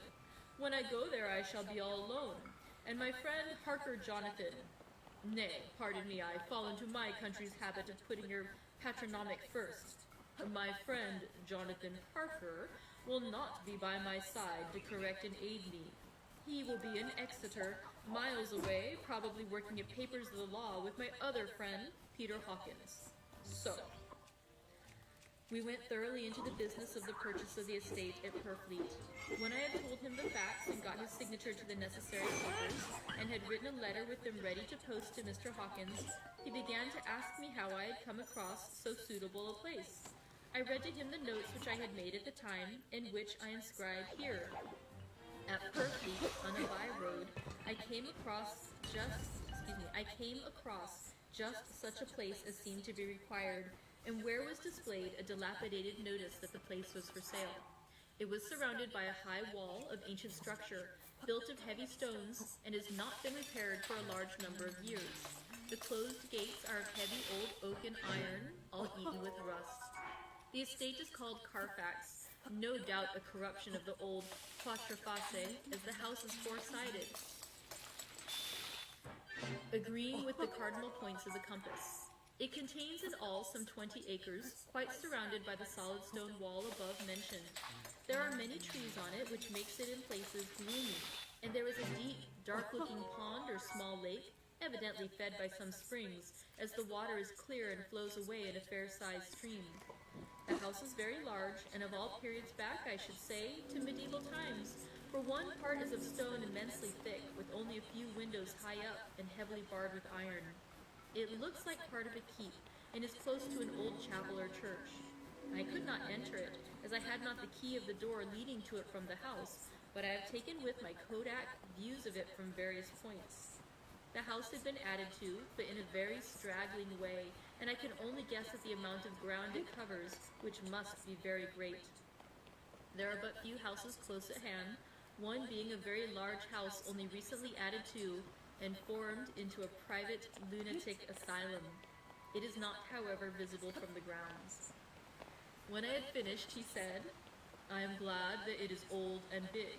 I myself am of an old family, and to live in a new house would kill me. A house cannot be made habitable in a day, and after all, how few days go to make up a century. I rejoice also that there is a chapel of old times. We Transylvanian nobles love not to think that our bones may lie amongst the common dead. I seek not gaiety nor mirth, nor the bright voluptuousness of much sunshine and sparkling waters which please the young and gay. I am no longer young, and my heart, through weary years of mourning over the dead, is not attuned to mirth. Moreover, the walls of my castle are broken, the shadows are many, and the wind breathes cold through the broken battlements and casements. I love the shade and the shadow, and would be alone with my thoughts when I may. Somehow his words and his look did not seem to accord, or else it was that his cast of face made his smile look malignant and saturnine. Presently, with an excuse, he left me, asking me to pull all my papers together. He was some little time away, and I began to look at some of the books around me. One was an atlas, which I found opened naturally to England as if that map had been much used. On looking at it, I found in certain places little rings marked, and on examining these, I noticed that one was near London on the east side, manifestly where his new estate was situated. The other two were Exeter and Whitby on the Yorkshire coast. It was the better part of an hour when the Count returned. "Aha," he said. "Still at your books? Good. But you must not work always. Come, I am informed that your supper is ready." He took my arm and we went into the next room, where I found an excellent supper ready on the table.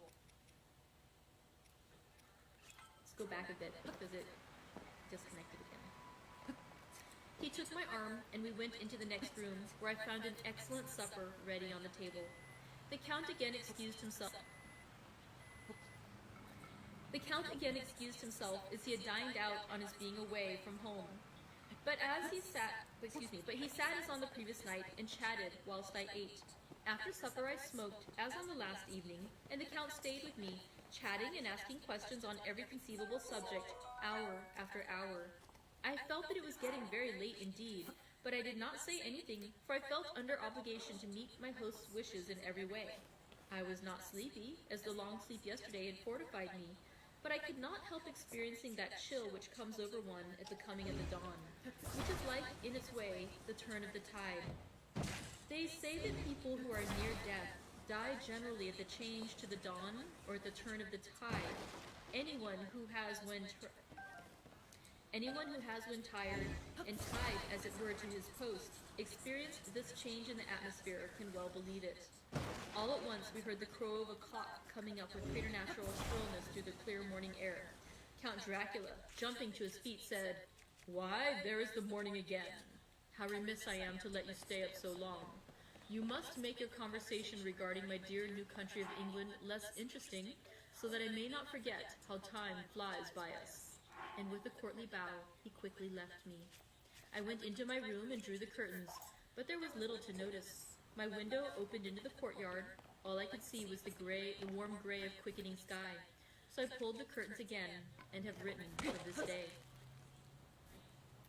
8 May. I began to fear, as I wrote in this book, that I was getting too diffuse. But now I am glad that I went into detail from the first, for there is something so strange about this place, and all in it, that I cannot but feel uneasy. There is something so strange about this place and all in it that I cannot but feel uneasy. I wish I were safe out of it, or that I had never come. It may be that this strange night existence is telling on me, but would that were all! If there were anyone to talk to, I could bear it, but there is no one. I have only the Count to speak with, and I fear I am myself the only living soul within the place. Let me be prosaic so far as facts can be. It will help me to bear up, and imagination must not run riot with me. If it does, I am lost. Let me say at once how I stand, or seem to. I only slept a few hours when I went to bed, and feeling that I could not sleep any more, got up. I had hung my shaving glass by the window and was just beginning to shave. Suddenly I felt a hand on my shoulder and heard the Count's voice say to me, "Good morning." I started, for it amazed me that I had not seen him, since the reflection of the glass covered the whole room behind me. In starting, I had cut myself slightly, but did not notice it at the moment. Having answered the Count's salutation, I turned to the glass again to see how I had been mistaken. This time, there could be no error, for the man was close to me, and I could see him over my shoulder. But there was no reflection of him in the mirror. The whole room behind me was displayed, but there was no sign of a man in it, except myself. This was startling, and coming on the top of so many strange things, was beginning to increase that vague feeling of uneasiness which I always have when the Count is near. But at the instant I saw the cut had bled a little, and the blood was trickling over my chin. I laid down the razor, turning as I did so half round to look for some sticking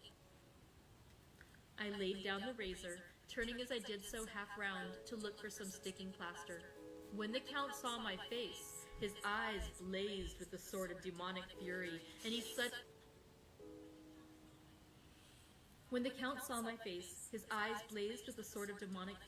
suddenly made a grab at my throat. I drew away, and his hand touched the string of beads which held the crucifix. It made an instant change in him, for the fury passed so quickly that I could hardly believe that it was ever there. "Take care," he said. "Take care how you cut yourself. It is more dangerous than you think in this country." Ow! Then seizing the shaving glass, he went on, "And this is the wretched thing that has done the mischief. It is a foul bauble of man's vanity. Away with it." And opening the heavy window with one wrench of his terrible hand, he flung out the glass, which was shattered into 1,000 pieces on the stones of the courtyard far below. Then he withdrew without a word. It is very annoying, for I do not see how I am to shave unless in my watch case or the bottom of the shaving pot, which is fortunately of metal. When I went into the dining room, breakfast was prepared, but I could not find the Count anywhere, so I breakfasted alone. It is strange that as yet I have not seen the Count eat or drink. He must be a very peculiar man. After breakfast, I did a little exploring in the castle.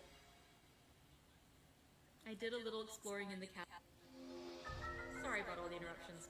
I went out on the stairs and found a room looking towards the south. The view was magnificent, and from where I stood, there was every opportunity of seeing it. The castle is on the very edge of a terrific precipice. A stone falling from the window would fall 1,000 feet without touching anything. As far as the eye can reach is a sea of green treetops, with occasionally a deep rift where there is a chasm. Here and there are silver threads where the rivers wind in deep gorges through the forests. But I am not in heart to describe beauty, for when I had seen the view, I explored further. Doors, doors, doors, everywhere, and all locked and bolted. In no place, save from the windows in the castle walls, is there an available exit. The castle is a veritable prison, and I am a prisoner. Okay, so that concludes Chapter 2. Tomorrow we'll continue with more of Jonathan Harker's journal, set in Castle Dracula. And again, I will try to fix these connection issues we're having. I'm so sorry it keeps dropping out, and I hope it's not too annoying when I go back a sentence so that you guys won't miss anything. So thank you very much for joining me today. I hope you're having a great rest of your day, and I will see you tomorrow for more Dracula. Bye. Hey friends, hi, it's Christina, the manager at the Pacific Beach Library. We're trying something new today because I forgot my phone at home, so we're using the computer. And so today is day 3 of our read-along together of our read-along together of Dracula. So day 3, chapter 3 is going to be fabulous.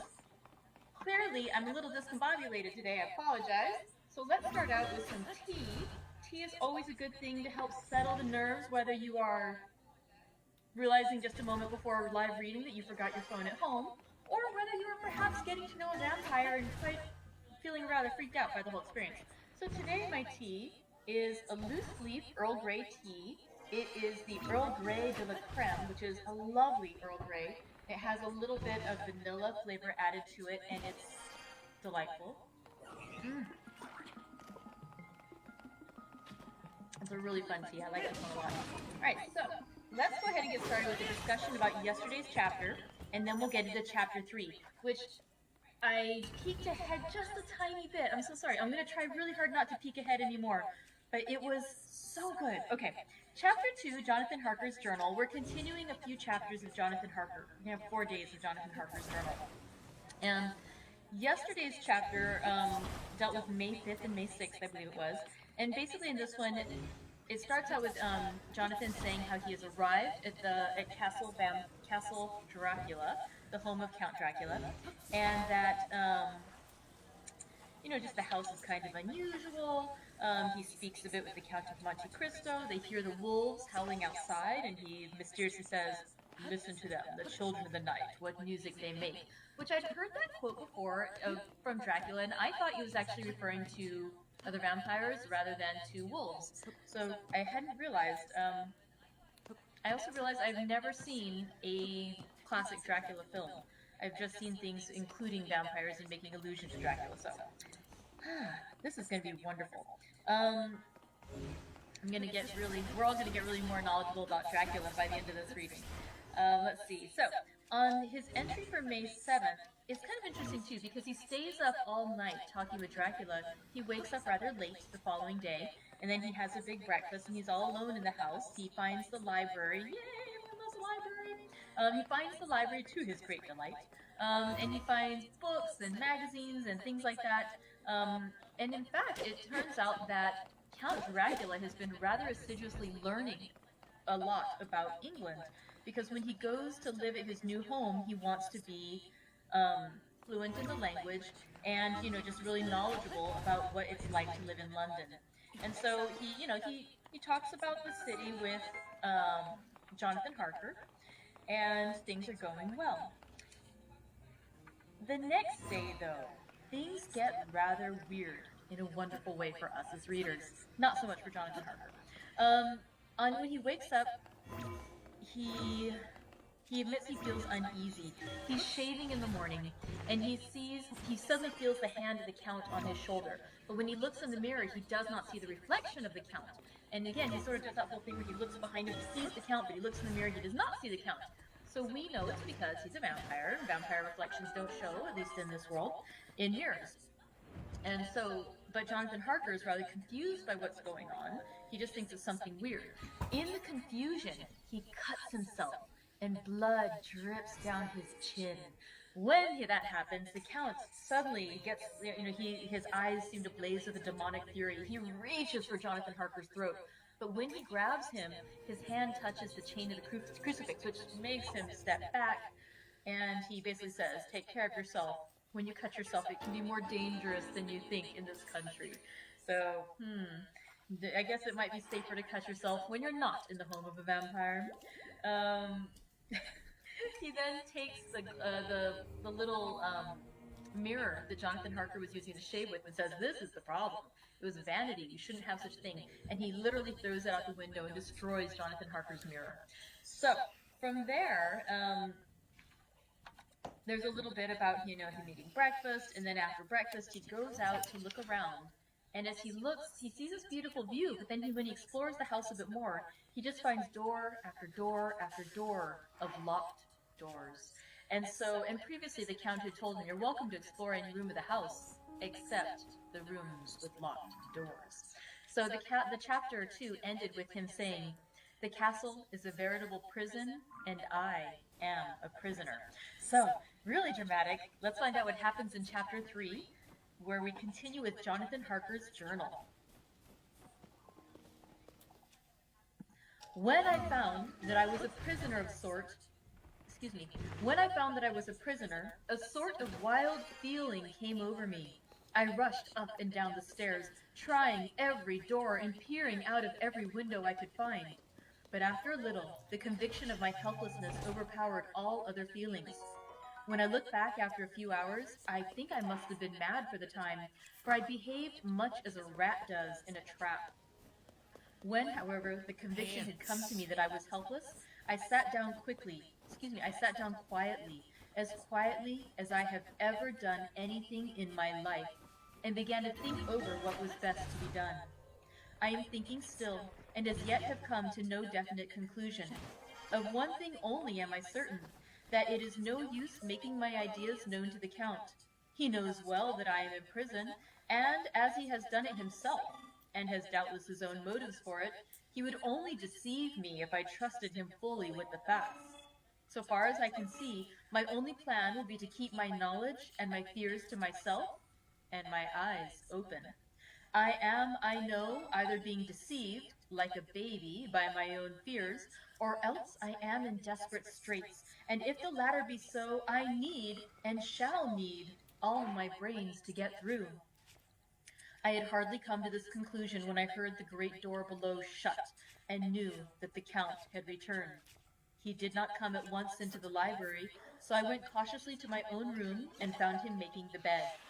This was odd, but only confirmed what I had all along thought, that there were no servants in the house. When later I saw him through the chink of the hinges of the door laying the table in the dining room, I was assured of it. For if he does himself all these menial offices, surely it is proof that there is no one else in the castle. It must have been the Count himself who was the driver of the coach that brought me here. This is a terrible thought, for if so, what does it mean that he could control the wolves as he did by only holding up his hand in silence? How was it that all the people at Bistritz and on the coach had some terrible fear for me? What meant the giving of the crucifix, of the garlic, of the wild rose, of the mountain ash? Bless that good, good woman who hung the crucifix round my neck, for it is a comfort and a strength to me whenever I touch it. It is odd that a thing I have been taught to regard with disfavor and as idolatrous should in a time of loneliness and trouble be of help. Is it that there is something in the essence of the thing itself, or that it is a medium, a tangible help in conveying memories of sympathy and comfort? Sometime, if it may be, I must examine this matter and try to make up my mind about it. In the meantime, I must find out all I can about Count Dracula, as it may help me to understand. Tonight, he may talk of himself if I turn the conversation that way. I must be very careful, however, not to awake his suspicion. Midnight. I have had a long talk with the Count. I asked him a few questions on Transylvania history, and he warmed up to the subject wonderfully. In his speaking of things and people, and especially of battles, he spoke as if he had been present to them all. This he afterwards explained by saying that to a boyar, the pride of his house and name is his own pride, that their glory is his glory, that their fate is his fate. Whenever he spoke of his house, he always said we, and spoke almost in the plural, like a king speaking. I wish I could put down all he said exactly as he said it, for to me it was most fascinating. He seemed to have in it a whole history of the country. He grew excited as he spoke and walked about the room, pulling his great white mustache and grasping anything on which he laid his hands, as though he would crush it by main strength. One thing he said which I shall put down as nearly as I can, for it tells in its way the story of his race. We Skellies have a right to be proud, for in our veins flows the blood of many brave races who fought as the lion fights for lordship. Here in the whirlpool of European races, the Ugric tribe bore down from Iceland the fighting spirit which Thor and Woden gave them, which their berserkers displayed to such fell intent on the seaboards of Europe, aye, and of Asia and Africa too, till the people thought that the werewolves themselves had come. Here too, when they came, they found the Huns, whose warlike fury had swept the earth like a living flame, till the dying peoples held that in their veins ran the blood of those old witches, who, expelled from Scythia, had mated with the devils in the desert. Fools, fools! What devil or what witch was ever so great as Attila, whose blood is in these veins? He held up his arms. Is it a wonder that we were a conquering race? That we were proud? That when the Magyar, the Lombard, the Avar, the Bulgar, or the Turk poured his thousands on our frontiers, we drove them back? Is it strange that when Arpad and his legions swept through the Hungarian fatherland, he found us here when he reached the frontier? That the Honfoglalas was completed there, and when the Hungarian flood swept eastward, the Skellies were claimed as kindred by the victorious Magyars, and to us for centuries was trusted the guarding of the frontier of Turkeyland. Aye, and more than that, endless duty of the frontier guard. For as the Turks say, water sleeps, and enemy is sleepless. Who more gladly than we throughout the four nations received the bloody sword, or at its warlike call flocked quicker to the standard of the king? When was redeemed that great shame of my nation, the shame of Passover, when the flags of the Wallach and the Magyar went down through the crescent? Who was it but one of my own race, who as voivode crossed the Danube and beat the Turk on his own ground? This was a Dracula indeed. Woe was it that his own unworthy brother, when he had fallen, sold his people to the Turk and brought the shame of slavery on them. Was it not this Dracula, indeed, who inspired that other of his race, who in a later age again and again brought his forces over the great river into Turkey land? Who, when he was beaten back, came again and again, though he had to come alone from the bloody field where his troops were being slaughtered, since he knew that he alone could ultimately triumph. They said that he thought only of himself? Bah! What good are peasants without a leader? Where ends the war without a brain and heart to conduct it? Again, when after the Battle of Mohacs we threw off the Hungarian yoke, we of the Dracula blood were amongst their leaders, for our spirit would not brook that we were not free. Ah, young sir, the Zekeles, and the Dracula is their heart's blood, their brains, and their swords, can boast a record that mushroom growths like the Habsburgs and the Romanovs can never reach. The warlike days are over. Blood is too precious a thing in these days of dishonorable peace, and the glories of the great races are as a tale that is told. It was by this time close on morning, and we went to bed. Memo. This diary seems horribly like the beginning of the Arabian Nights, for everything has to break off at cockcrow, or like the ghost of Hamlet's father. 12 May. Let me begin with facts, bare, meager facts, verified by books and figures, and of which there can be no doubt. I must not confuse them with experiences which will have to rest on my own observation or my memory of them. Last evening, when the Count came from his room, he began by asking me questions on legal matters and on the doing of certain kinds of business. I had spent the day wearily over books, and simply to keep my mind occupied, went over some of the matters I had been examined in at Lincoln's Inn. There was a certain method in the Count's inquiries, so I shall try to put them down in sequence. The knowledge may somehow or sometime be useful to me. First, he asked if a man in England might have 2 solicitors or more. I told him he might have a dozen if he wished, but that it would not be wise to have more than one solicitor engaged in one transaction, as only one could act at a time, and that to change would be certain to militate against his interest. He seemed thoroughly to understand, and went on to ask if there would be any practical difficulty in having one man to attend, say, to banking, and another to look after shipping, in case local help were needed in a place far from the home of the banking solicitor. I asked him to explain more fully, so that I might not by any chance mislead him, and he said, I shall illustrate. Your friend and mine, Mr. Peter Hawkins, from under the shadow of your beautiful cathedral at Exeter, which is far from London, buys for me, through your good self, my place at London. Good. Now, here let me say frankly, lest you should think it strange that I have sought the services of one so far off from London, instead of some one resident there, that my motive was that no local interest might be served, save my wish only. And as one of London residents might, perhaps, have some purpose of himself or friend to serve, I went thus afield to seek my agent, whose labors should be only to my interest. Now, suppose I, who have much of affairs, wish to ship goods, say, to Newcastle, or Durham, or Harwich, or Dover. Might it not be that it could with more ease be done by consigning to one in these ports? I answered that certainly it would be most easy, but that we solicitors had a system of agency, one for the other, so that local work could be done locally on instruction from any solicitor, so that the client, simply placing himself in the hands of one man, could have his wishes carried out by him without further trouble. But, said he, I could be at liberty to direct myself.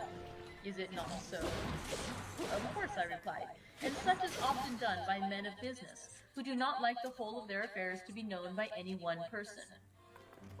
Good, he said, and then went on to ask about the means of making consignments, and the forms to be gone through, and of all sorts of difficulties which might arise, but by forethought could be guarded against. I explained all these things to him to the best of my ability, and he certainly left me under the impression that he would have made a wonderful solicitor, for there was nothing that he did not think of or foresee. For a man who was never in the country and who did not evidently do much in the way of business, his knowledge and acumen were wonderful. When he had settled himself on these points of which we had spoken, and I had verified all as well as I could by the books available, he suddenly stood up and said, "Have you written your first letter to our friend, Mr. Peter Hawkins, or to any other?" It was with some bitterness in my heart that I answered that I had not, that as yet I had not seen any opportunity of sending letters to anybody. "Then write now, my young friend," he said, laying a heavy hand on my shoulder. "Write to our friend and to any other, and say, if it will please you, that you shall stay with me until a month from now." "Do you wish me to stay so long?" I asked, for my heart grew cold at the thought. "I desire it much. Nay, I will take no refusal. When your master, employer, what you will, engaged that someone should come on his behalf, it was understood that my needs only were to be consulted. I have not stinted, is it not so?" What could I do but bow acceptance? It was Mr. Hawkins' interest, not mine, and I had to think of him, not myself. And besides, while Count Dracula was speaking, there was that in his eyes and in his bearing which made me remember that I was a prisoner, and that if I wished it, I could have no choice. The Count saw his victory in my bow, and his mastery in the trouble of my face, for he began at once to use them, but in his own smooth, resistless way. "I pray you, my good young friend, that you will not discourse of things other than business in your letters. It will doubtless please your friends to know that you are well, and that you look forward to getting home to them. Is it not so?"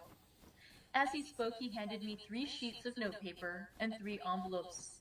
They were all of the thinnest foreign post, and looking at them, then at him, and noticing his quiet smile with the sharp canine teeth lying over the red underlip, I understood as well as if he had spoken that I should be more careful what I wrote, for he would be able to read it. So I determined to write only formal letters now, but to write fully to Mr. Hawkins in secret and also to Mina, for to her I could write in shorthand, which would puzzle the Count, if he did see it. When I had written my 2 letters, I sat quiet, reading a book, whilst the Count wrote several notes, referring as he wrote them to some books on his table.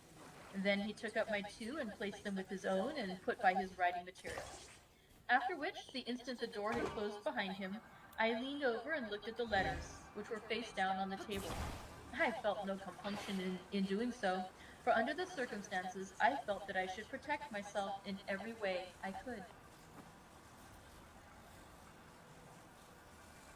One of the letters was directed to Samuel F. Billington, number 7, The Crescent, Whitby.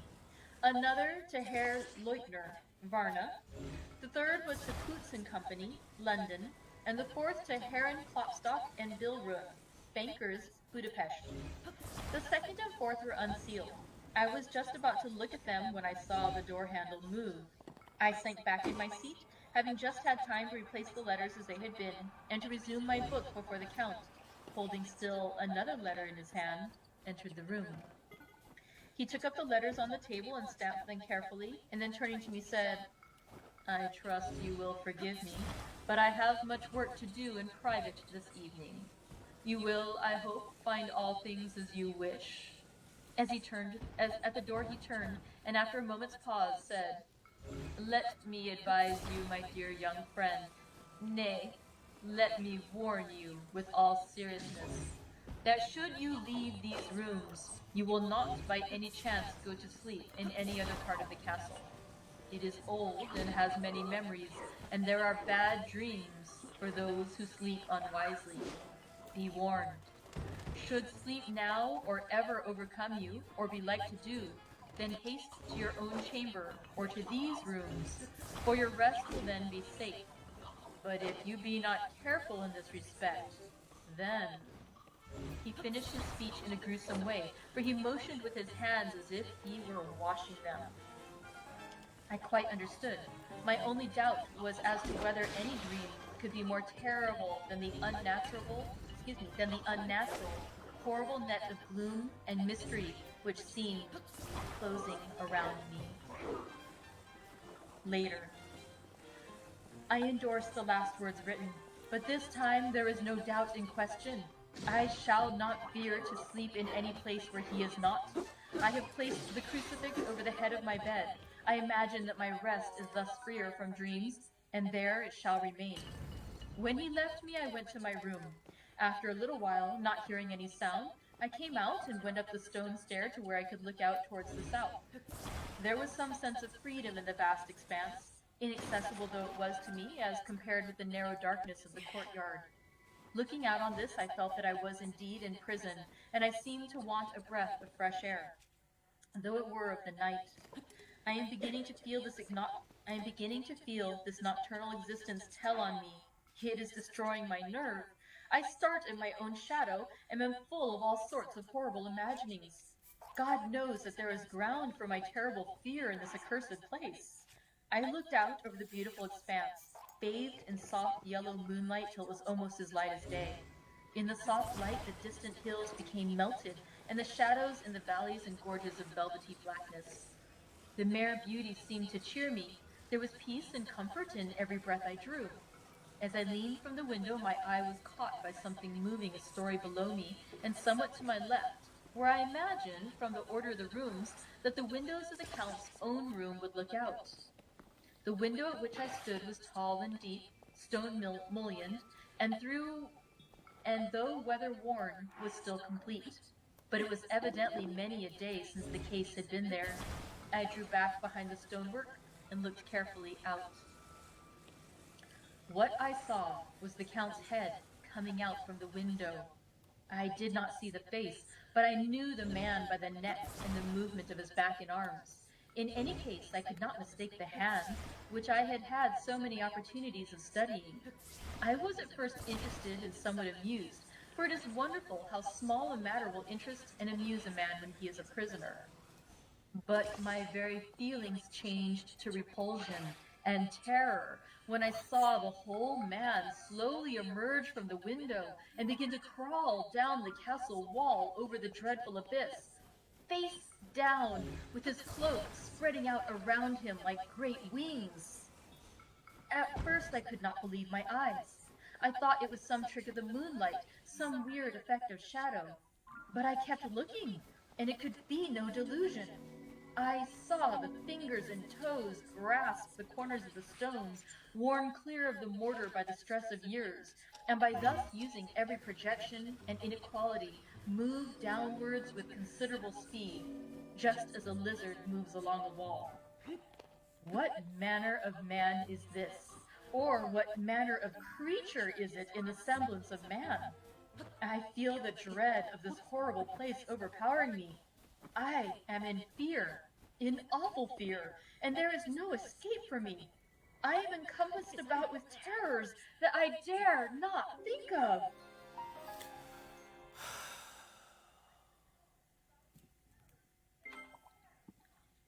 May. Once more, I have seen the Count go out. In his lizard fashion. He moved downwards in a sidelong way, some 100 feet down and a good deal to the left.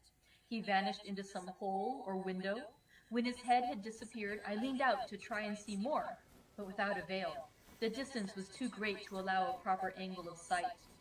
I knew he had left the castle now, and thought to use the opportunity to explore more than I had dared to do as yet. I went back to the room, and taking a lamp, tried all the doors. They were all locked, as I had expected, and the locks were comparatively new. But I went down the stone stairs to the hall where I had entered originally. I found I could pull back the bolts easily enough and unhook the great chains. But the door was locked, and the key was gone. That key must be in the Count's room. I must watch should his door be unlocked so that I may get it and escape. I went on to make a thorough examination of the various stairs and passages and to try the doors that opened from them. One or two small rooms near the hall were open, but there was nothing to see in them except old furniture, dusty with age and moth-eaten. At last, however, I found one door at the top of the stairway which, though it seemed to be locked, gave a little under pressure. I tried it harder and found that it was not really locked, but that the resistance came from the fact that the hinges had fallen somewhat and the heavy door rested on the floor.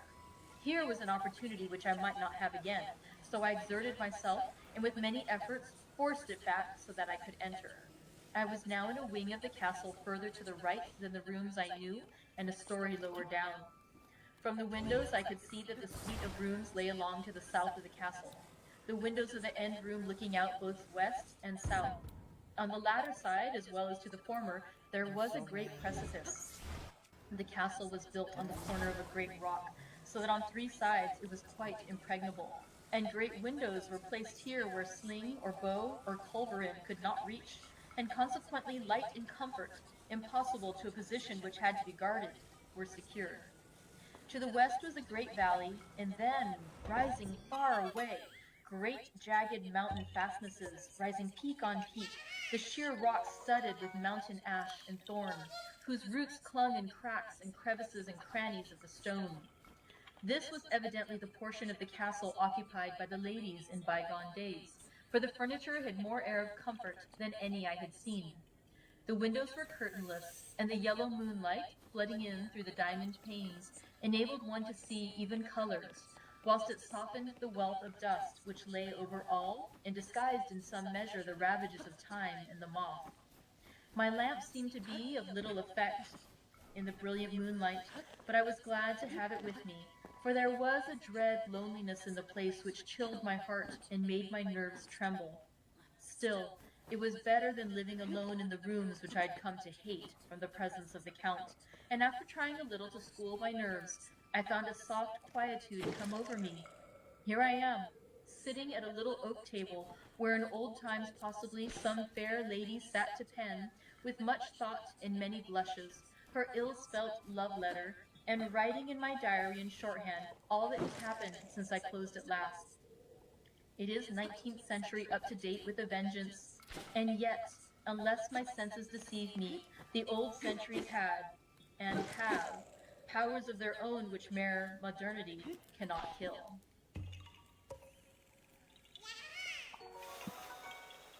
Later, the morning of 16 May. God preserve my sanity, for to this I am reduced. Safety and the assurance of safety are things of the past. Whilst I live on here, there is but one thing to hope for, that I may not go mad, if indeed I be not mad already.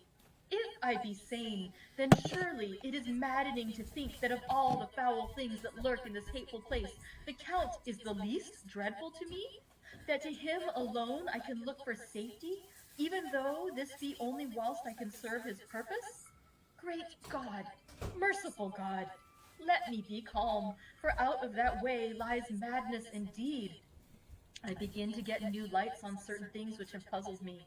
Up to now, I never quite knew what Shakespeare meant when he made Hamlet say, "My tablets, quick my tablets, 'tis meet that I put it down," etc.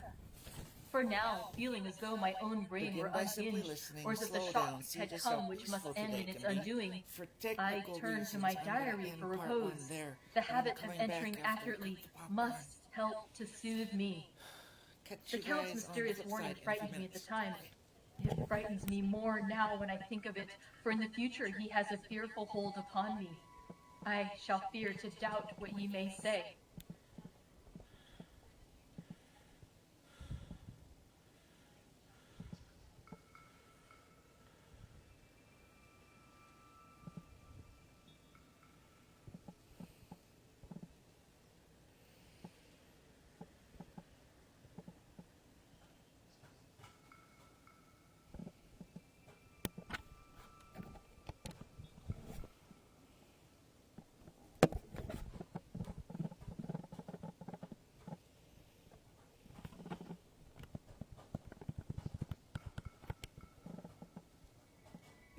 These are the newest Pixel devices, engineered by Google. Take better low-light photos with Night Sight. Get rid of unwanted distractions with Magic Eraser. And unblur your blurry memories with Photo Unblur. Buy Google Pixel 7a and get Pixel Buds A The series. world will chaos reigns, and connection soon fading. King. The Boogeyman, directed by Rob. One visionary endeavor seeks to bring us all together, then theater live after dark.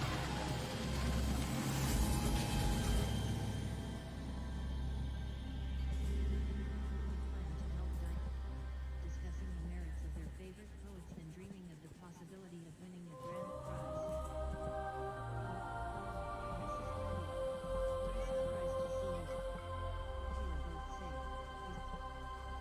Pies and pastries.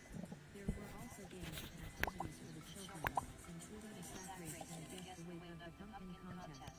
And Marilla and Diana proudly displayed their collection of jams and desserts on a table draped with a white lace tablecloth. Their colorful jars sparkled in the sunlight, attracting the attention of many passers-by. As the day wore on, the three friends enjoyed watching the happy faces of the villagers as they sampled their wares.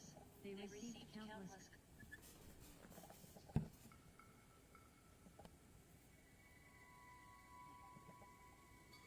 This is the new Google Pixel Fold, the only foldable phone engineered by Google. It's just as amazing folded as it is